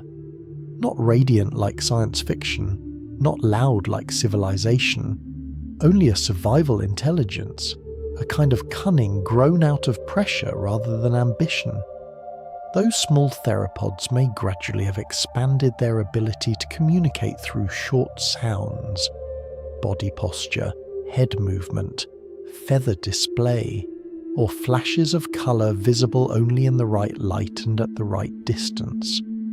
They may have remembered hidden water beyond burned grassland, remembered which way a herd usually turned when pressed, remembered the scent of larger predators lingering nearby. They may have learned from failure, reduced the repetition of mistakes, changed the angle of approach, altered the moment of appearance, adjusted the way they cut against the wind. This was intelligence in service of survival, not industrial intelligence. It did not require sharpened stone, fire, symbolic language, or a hand with the precision grip of Homo sapiens. It required only enough for the world to become a little more legible, enough for the near future to become a little less obscure, no more than that. It is here that a familiar misunderstanding must be laid down gently, but clearly. For many decades, the image of the dinosauroid haunted the public imagination like a strange academic ghost. Conjuring a troodontid evolved into a humanoid form with upright posture, a swollen skull, hands nearly human, a face almost human. The idea was once useful because it compelled people to think more seriously about intelligence in dinosaurs. Yet, at the same time, it reflected a deeper prejudice that higher intelligence, if it emerged, must necessarily look like us, walk like us, grasp like us, and wear the familiar face of a primate. Modern evolution does not show that. It does not move towards a single summit. It does not preserve the human form as a final design awaiting fulfillment. If the tape of life were played again, the outcome might differ from its very foundations. Not only a different species, a different logic of becoming. Thus, intelligence is not synonymous with human form. Nor does evolution aim at humanity. This is not a diminishment of our intelligence. It is only a way of returning it to its proper place. One possibility among innumerable possibilities. Once the shadow of the human form recedes, another scene becomes easier to see. Imagine a group of small theropods in a land where high grass met low scrub at the beginning of the Pliocene, perhaps 4 or 5 million years ago, beneath a sky drier than before, though not yet cold enough to be severe. They do not speak to one another with language. They carry no tools. They build no shelters, carve no marks into stone. But they read one another. One individual slows by half a beat, and 2 others change direction in answer. A dim blur flickers through the low brush, and the group does not surge forward all at once, but widens its spacing, keeps the retreat path covered, and drives the prey toward ground with fewer exits. The prey suddenly breaks away, the first hunt fails, and the group dissolves into the grass as though no order had ever existed there at all. Yet the next time, one individual does not repeat the old mistake. It circles upwind sooner. It blocks the very route the prey usually chooses to escape. It has not invented civilization. It has only remembered, only learned, only corrected. Yet in the history of life, sometimes the greatest changes begin with powers as small as these, so quiet as to be almost invisible, yet sufficient for a species to inhabit its familiar world in a wholly different way. In the end, what remains is not the image of a dinosaur becoming human, but a broader and quieter thought. Human intelligence is not the destiny of living matter.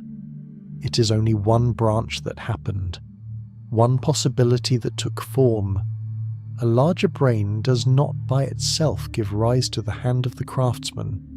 A more flexible hand does not by itself give rise to fire, symbol, or city. Evolution has never sworn loyalty to any single pattern.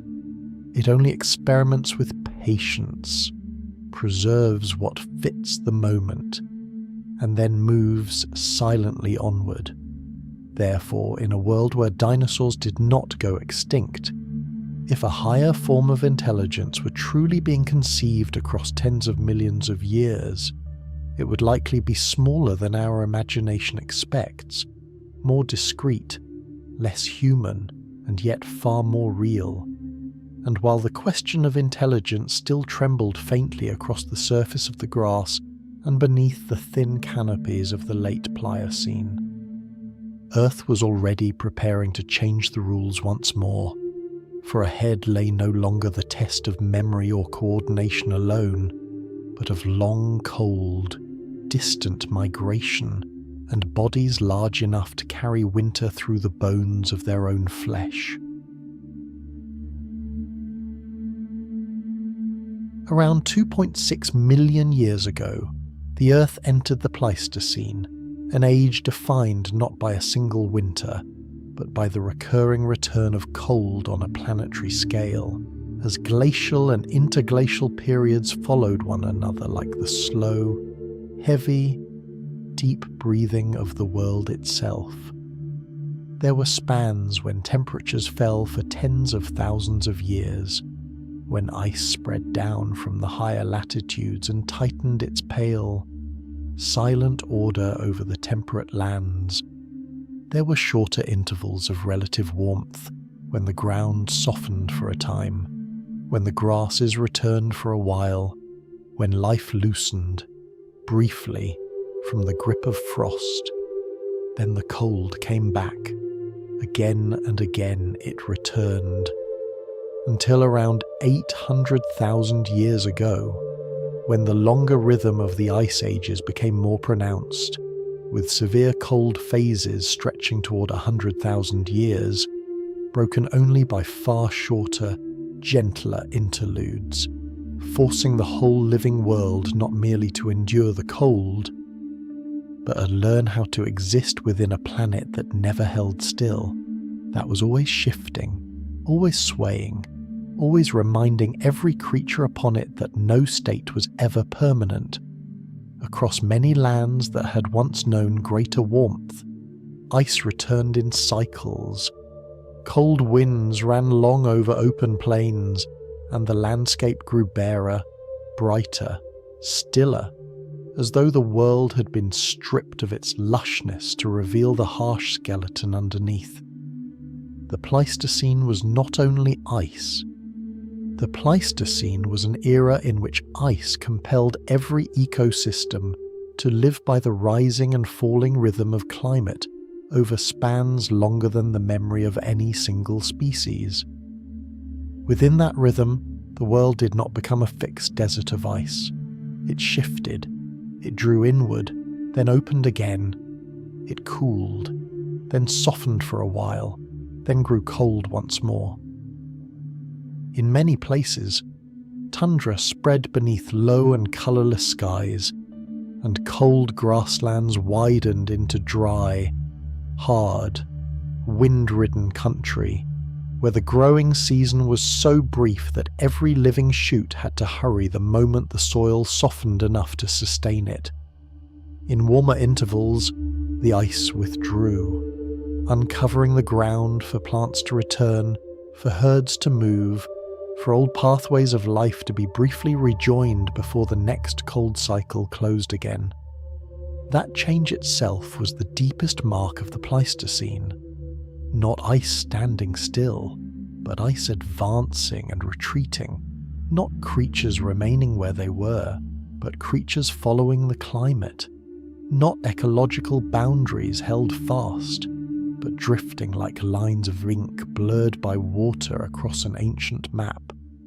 Plants changed their ranges, animals changed their migration routes. Lands once rich with life could become impoverished under a deep cold phase, only to awaken again in a brief interval of warmth. In such a world, advantage no longer belonged to lineages suited only to thick forests or temperate grasslands.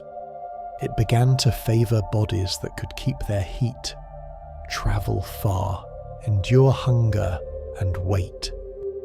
In this speculative history, any dinosaur descendants that managed to enter the Pleistocene could not have been forms too tightly bound to a hot and humid world that had already receded tens of millions of years into the past. feathered lineages, or at least those bearing body coverings capable of strong insulation, would have been the most natural candidates to endure amid such recurring cold. In the deep history of dinosaurs, feathers were not only the prelude to flight, they are also the border between body and frost, between fragile biological warmth and the ice-laden winds sweeping across endless open ground. Over time, in this imagined world, the surviving lines would not merely retain feathers as an ancestral trait, but might have carried that trait further into thicker coverings, softer coverings, more intricate coverings, sufficient to blunt the cold wind and preserve the little warmth the body itself could make in other lineages. Great size became another form of endurance. A large body was not always an advantage, but in many cold conditions, sheer mass could slow the loss of heat, turning bulk into a kind of biological patience, and so feathered megafauna emerge here as a plausible possibility. Heavy-bodied creatures, deep-chested, sure-footed, moving slowly yet persistently across tundra and cold steppe, bearing upon their backs not only the weight of flesh and bone, but the evolutionary memory of a far more ancient world. Herbivores in such an environment could scarcely afford to live scattered and alone. Food was no longer evenly distributed, useful ground lay far apart, favourable seasons were brief, and the climate never ceased changing its rhythm, so living in herds became an almost inevitable strategy. Great herds moved with the seasons, along the margins of the ice, along the bands of grass that rose when the thaw returned, along routes remembered through many generations, as though memory lay not only in the mind, but in the repeated footfall of the bloodline itself. And behind those herds, in the pale, blurred distance of snow dust and low wind, cold-adapted predators had no need to hurl themselves into short, violent pursuits. The open spaces of the Pleistocene did not reward sudden bursts. They rewarded endurance. They rewarded patience. They rewarded those who knew how to follow faint tracks across hard, frozen ground, who could trail a herd for days, waiting for an old individual, a young one. A slipping step, a snowstorm fierce enough to sever a life from the shelter of the crowd. Here, predation was not lightning, it was a lengthening shadow. That climate imposed selective pressures simple in form, yet merciless in effect. First came the cold, a deep cold, recurrent and prolonged, sufficient to turn heat retention from an advantage into a basic condition of existence. Then came hunger. In tundra and the cold grasslands, food was not merely scarcer than in the warm forest worlds of the distant past, but more uncertain, more seasonal, more dependent on each thaw and each dry, bitter spell. Then came distance, the distance between patches where enough grass still grew, the distance between temporary shelter and water, the distance between the present and the next favourable season, wind, snow, seasonally frozen ground, the long, bleak miles between habitable places, all of it combined into an invisible but exacting filter, in which every evolutionary branch was tested by the same question: was this body fit enough to go on? No single enemy was required, no sudden catastrophe. The climate needed only to repeat itself long enough. That alone was enough. Under that pressure, a few traits that had once been only modest advantages slowly became the foundation of an entire age. Thicker plumage, layered more richly, perhaps changing with the seasons, became an indispensable biological mantle for the descendants best suited to glacial cold. living in great herds did more than help detect danger from afar. It protected the young at the edges of the group, preserved the steadiness of migration, maintained old routes across lands forever reshaped by the hands of ice and wind. Cyclical migration became the pulse of large bodies, a slow and ancient pulse, repeated across thousands of generations, retreating when the ice advanced, returning when the ground softened, turning when the wind turned, as though the climate itself were writing a harsh music upon the earth, and every surviving creature had no choice but to learn it by heart. Such adaptations did not make the world easy to live in. They only made life less easy to break. And then, after millions of years of endurance, adaptation, movement, and survival, that world may be seen most clearly in a scene that barely moves at all. A tundra stretches beneath a pale sky, the wind moving low over the ground like an invisible current. Thin ribbons of snow or old ice lingering along ridges of hardened earth. Sound dissolving into the emptiness before it can become a voice.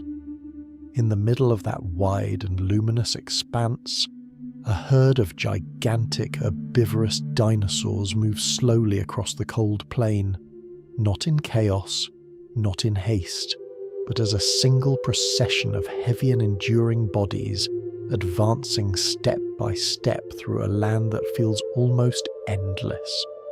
Their breath appears faintly in the freezing air, the covering upon their bodies trembling softly in the wind, the young walking within, the adults holding the outer line like living boundary stones in motion. There is nothing dramatic in the image. Endurance itself is the greatest thing there, far behind them, almost dissolved into the white-grey of earth and sky. The predators still follow the trail. They do not rush forward. They do not shatter the stillness. They only keep moving, patient as weather, waiting for a body to slow, for a step to fail upon the hard ice, for the moment when the distance between the herd and the last individual opens wide enough for fate to enter. Time here seems longer than usual. Motion grows sparse. Emptiness grows vast. Everything seems to exist within a slower rhythm of the world. Through the warm forests, through the cooling ages, through the widening grasslands, through every time the climate rewrote its own laws, the most adaptable branches have remained upon this imagined planet. They did not triumph in any glorious sense. They simply did not vanish, and that was enough. If after every warming and every cooling, after every advance and retreat of ice, after every trial that lasted longer than the lifespan of any single species, those descendants still continue to walk the earth, then the question that remains no longer lies in how they survived, but in something far quieter. What face would the present world bear if it had never truly belonged to humankind?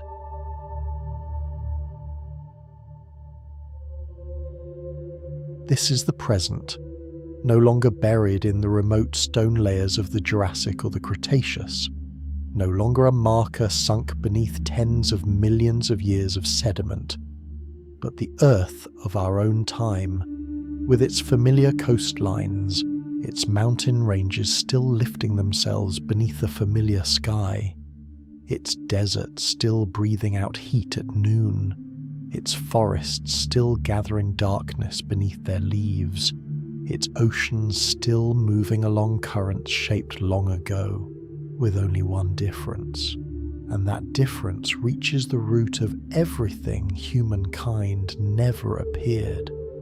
So there are no cities rising like veins of artificial stone, no asphalt roads stretching across the plains like black cuts on the skin of the planet, no power grids shining at night like a second layer of false stars laid over the land, no industrial smoke standing motionless on the horizon, no cargo ships crossing the oceans day and night, no masses of concrete stacked upon regions that once belonged to grass, water, mud, and forest. Geography is still the geography of the Earth we know, but the history of the atmosphere is no longer the same, because in the real world, modern warming has been driven chiefly by greenhouse gas emissions from human activity, while in this world that surge never came to pass, and the air never had to bear the added burden of a civilization that burned too quickly the ancient carbon the Earth had hidden for millions of years. When the structures of artifice fade from imagination, what remains is not emptiness, it is a planet filled in another way. Across the land, on the wide grasslands and the cold grazing countries stretched through the higher latitudes, life is not cut apart by fences, farms, or borders laid down by human maps, and so the great herds of herbivores still move with the seasons like tides of flesh and bone, passing through valleys, skirting the edges of forests, descending into lowlands when young grass returns after rain, then rising again to higher country when the climate shifts its course.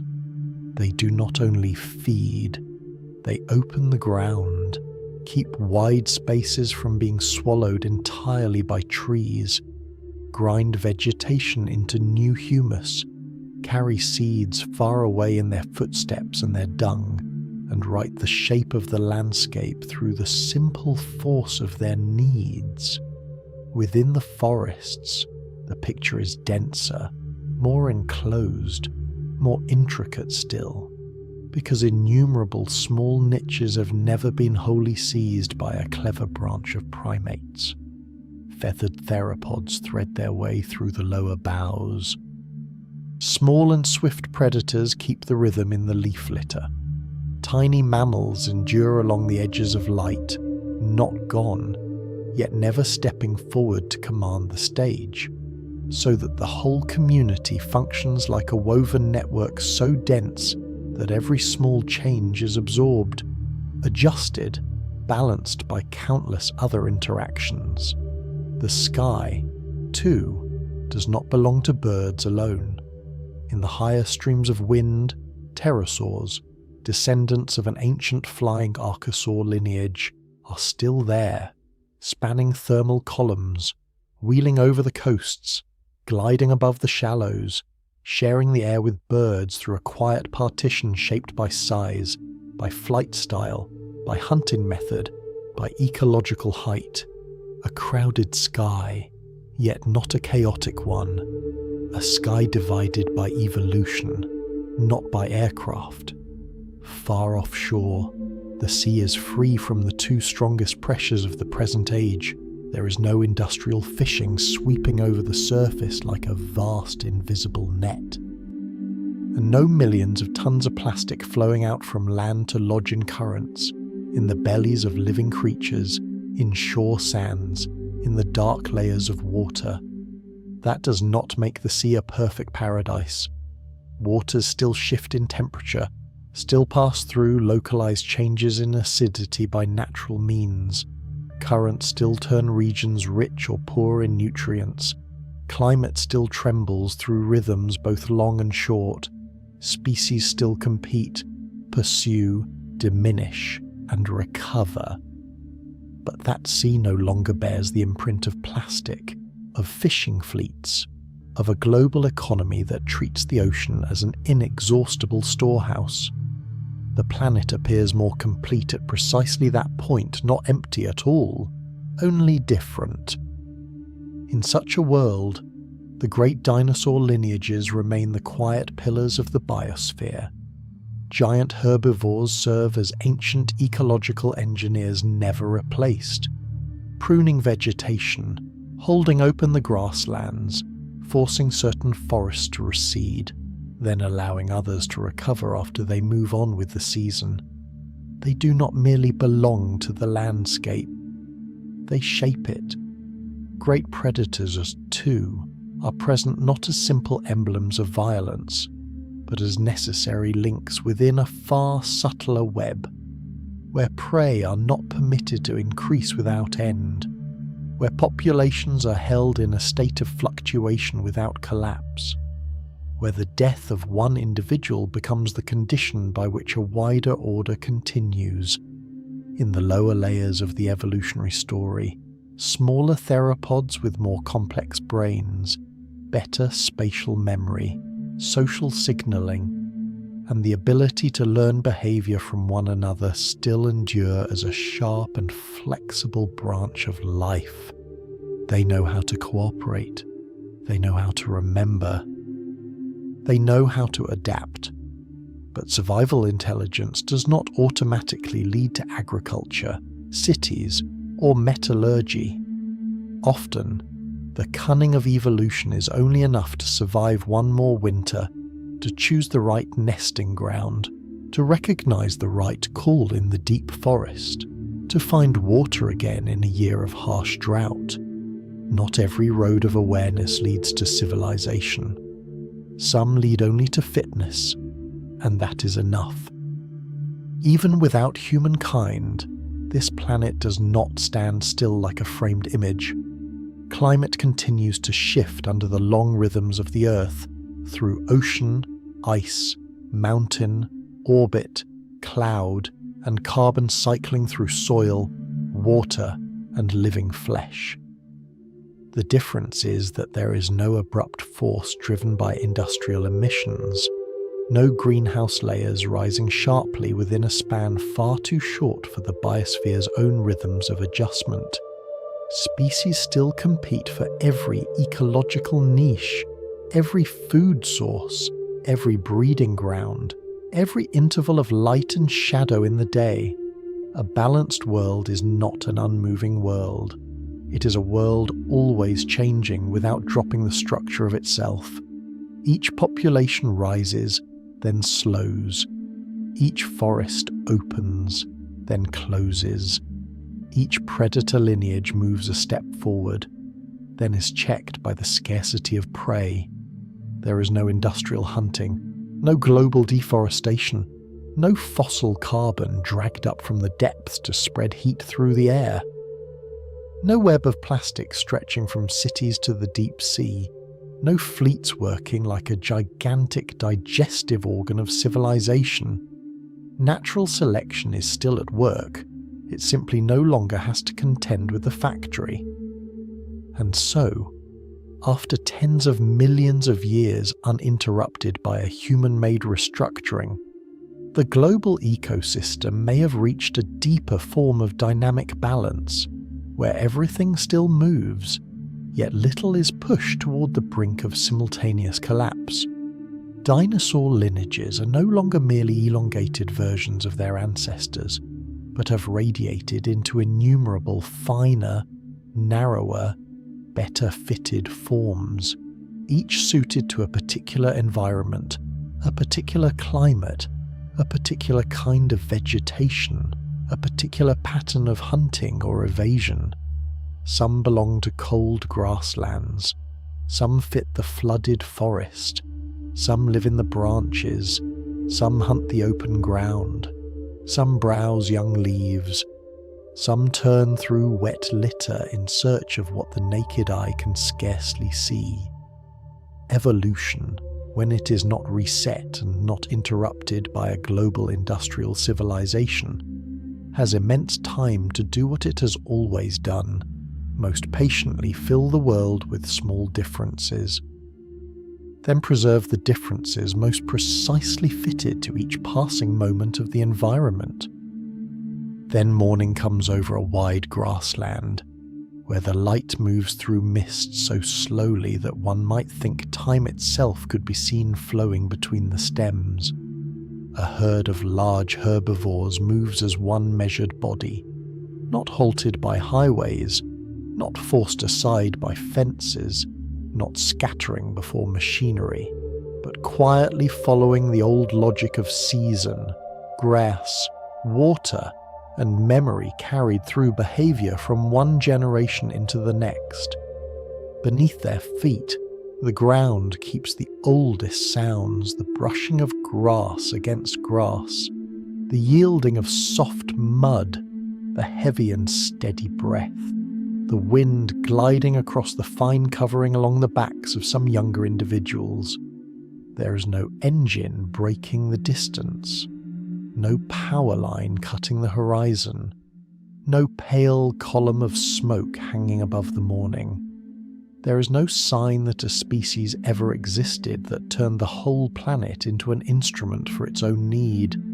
At the edge of the herd, a predator appears, slow, low, intent, not as an embodiment of chaos, but as a necessary beat in the larger design, because one fallen body allows many other forms of order to continue, because one death clears the way for countless other lives to go on. The grassland still breathes, the sky still opens, the food chain still turns like a wheel moving evenly in silence. That world is not empty, it is not ruined. It lacks no piece required to be whole. It is full, it is intricate, it lives by another history. The world is not empty, it simply never belonged to us.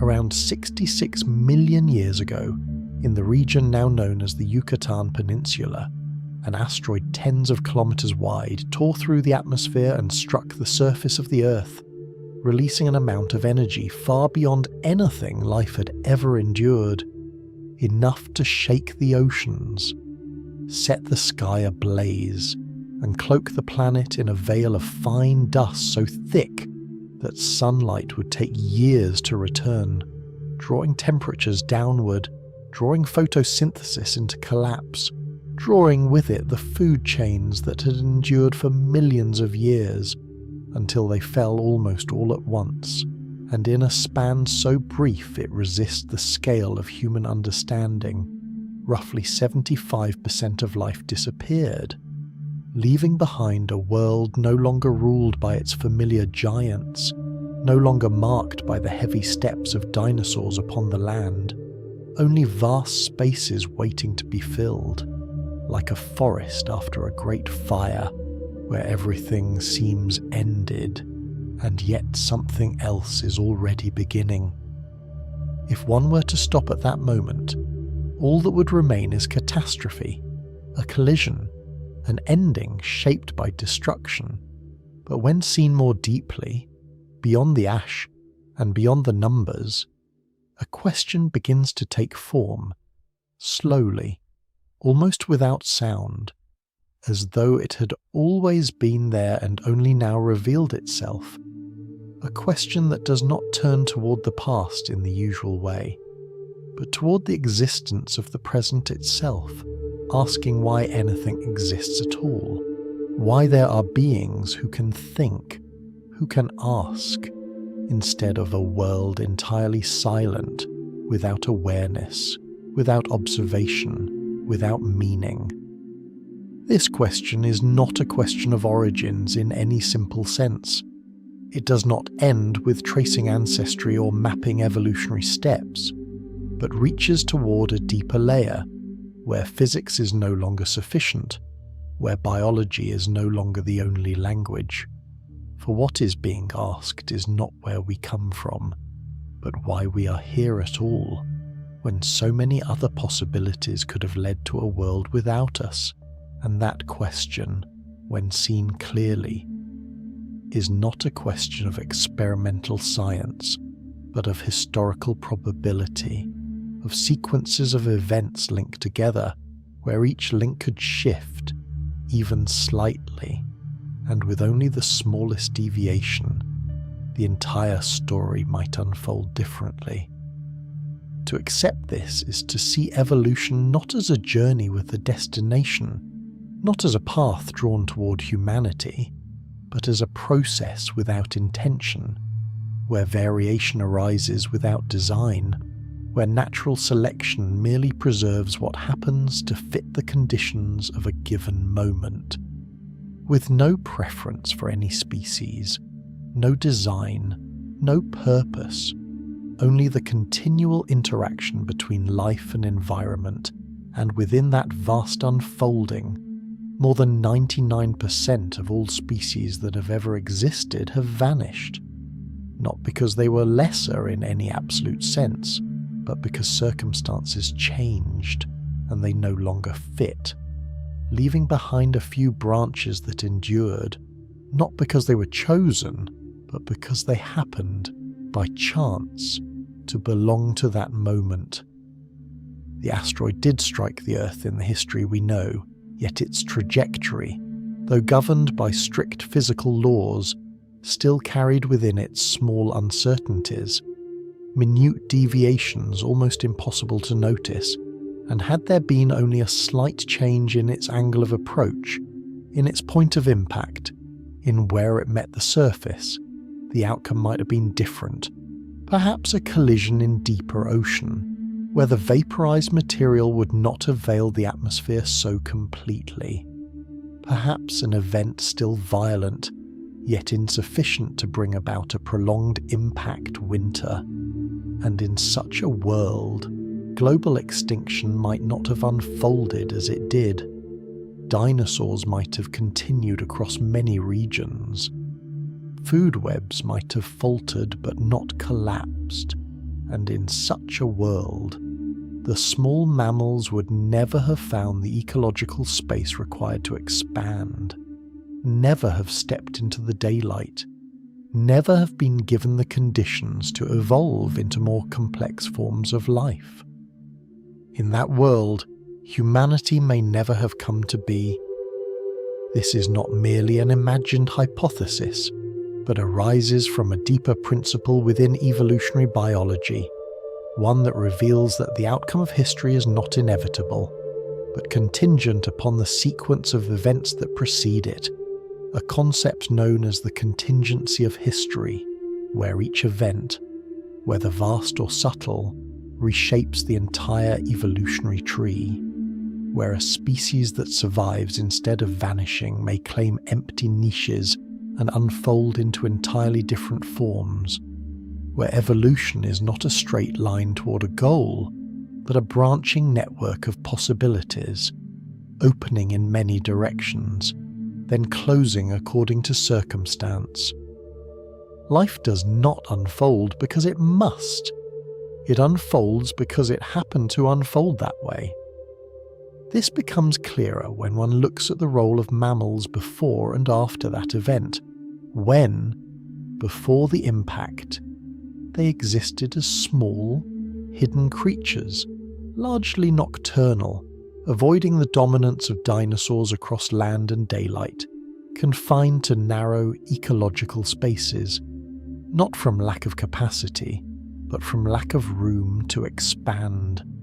And only after the dinosaurs disappeared from most ecosystems did those empty spaces emerge, opening the way for rapid diversification, for increases in size, for the occupation of larger ecological roles, leading to the rise of many branches, among them the primates, and from there, across tens of millions of years, to humanity. Humanity was not chosen to exist. Humanity was given the chance to exist. And if that chance had shifted, even slightly, if the chain of events had turned another way, if the asteroid had fallen elsewhere, if the scale of extinction had not erased the dominant forms, then the entire story might have been different. A world where dinosaurs still walk the land, where mammals remained in shadow, where there were no primates, no tools, no language, no self-reflective awareness. Imagine again that moment, an asteroid approaching the Earth, a point of light growing slowly in the darkness, carrying within it the energy to alter an entire world, and with only the smallest change in its path. A deviation almost meaningless on the scale of the cosmos. The outcome could shift from mass extinction to localized disruption, from global collapse to uneven recovery, from a world open to mammals to a world that still belonged to dinosaurs. The history of life is not a story that had to be, it is a story that happened, by chance, to be. And in seeing this, a stillness begins to form, not an emptiness, but a widening sense, where familiar assumptions of fate, of purpose, of direction begin to recede, making room for another way of seeing, one in which existence is not the result of a plan, but the convergence of countless conditions, meeting at the right moment in the right way, across a long chain of possibility. In another version of the Earth, where the asteroid did not bring about the same degree of extinction, where ecosystems continued in their earlier rhythms, there may be no humanity, no questions asked, no being that stands apart from nature to observe it, not because life could not exist, but because history turned another way, a path that did not lead to awareness, did not lead to reflection, did not lead to meaning as it appears in the world we know. We are here not because it was written so. We are here because events unfolded in that way, and among countless other possibilities, there remain worlds where such chains of events never converged, where life continues along other paths, where the story begins again, where silence endures longer, deeper, unbroken by any question. From that silence, another question begins to emerge, no longer bound to the history of the Earth, but extending outward into the wider universe, where similar conditions may have arisen, or may not, where the place of humanity is no longer central, but only a small point within a far greater web, a web of possibilities that were never realized, and perhaps never will be.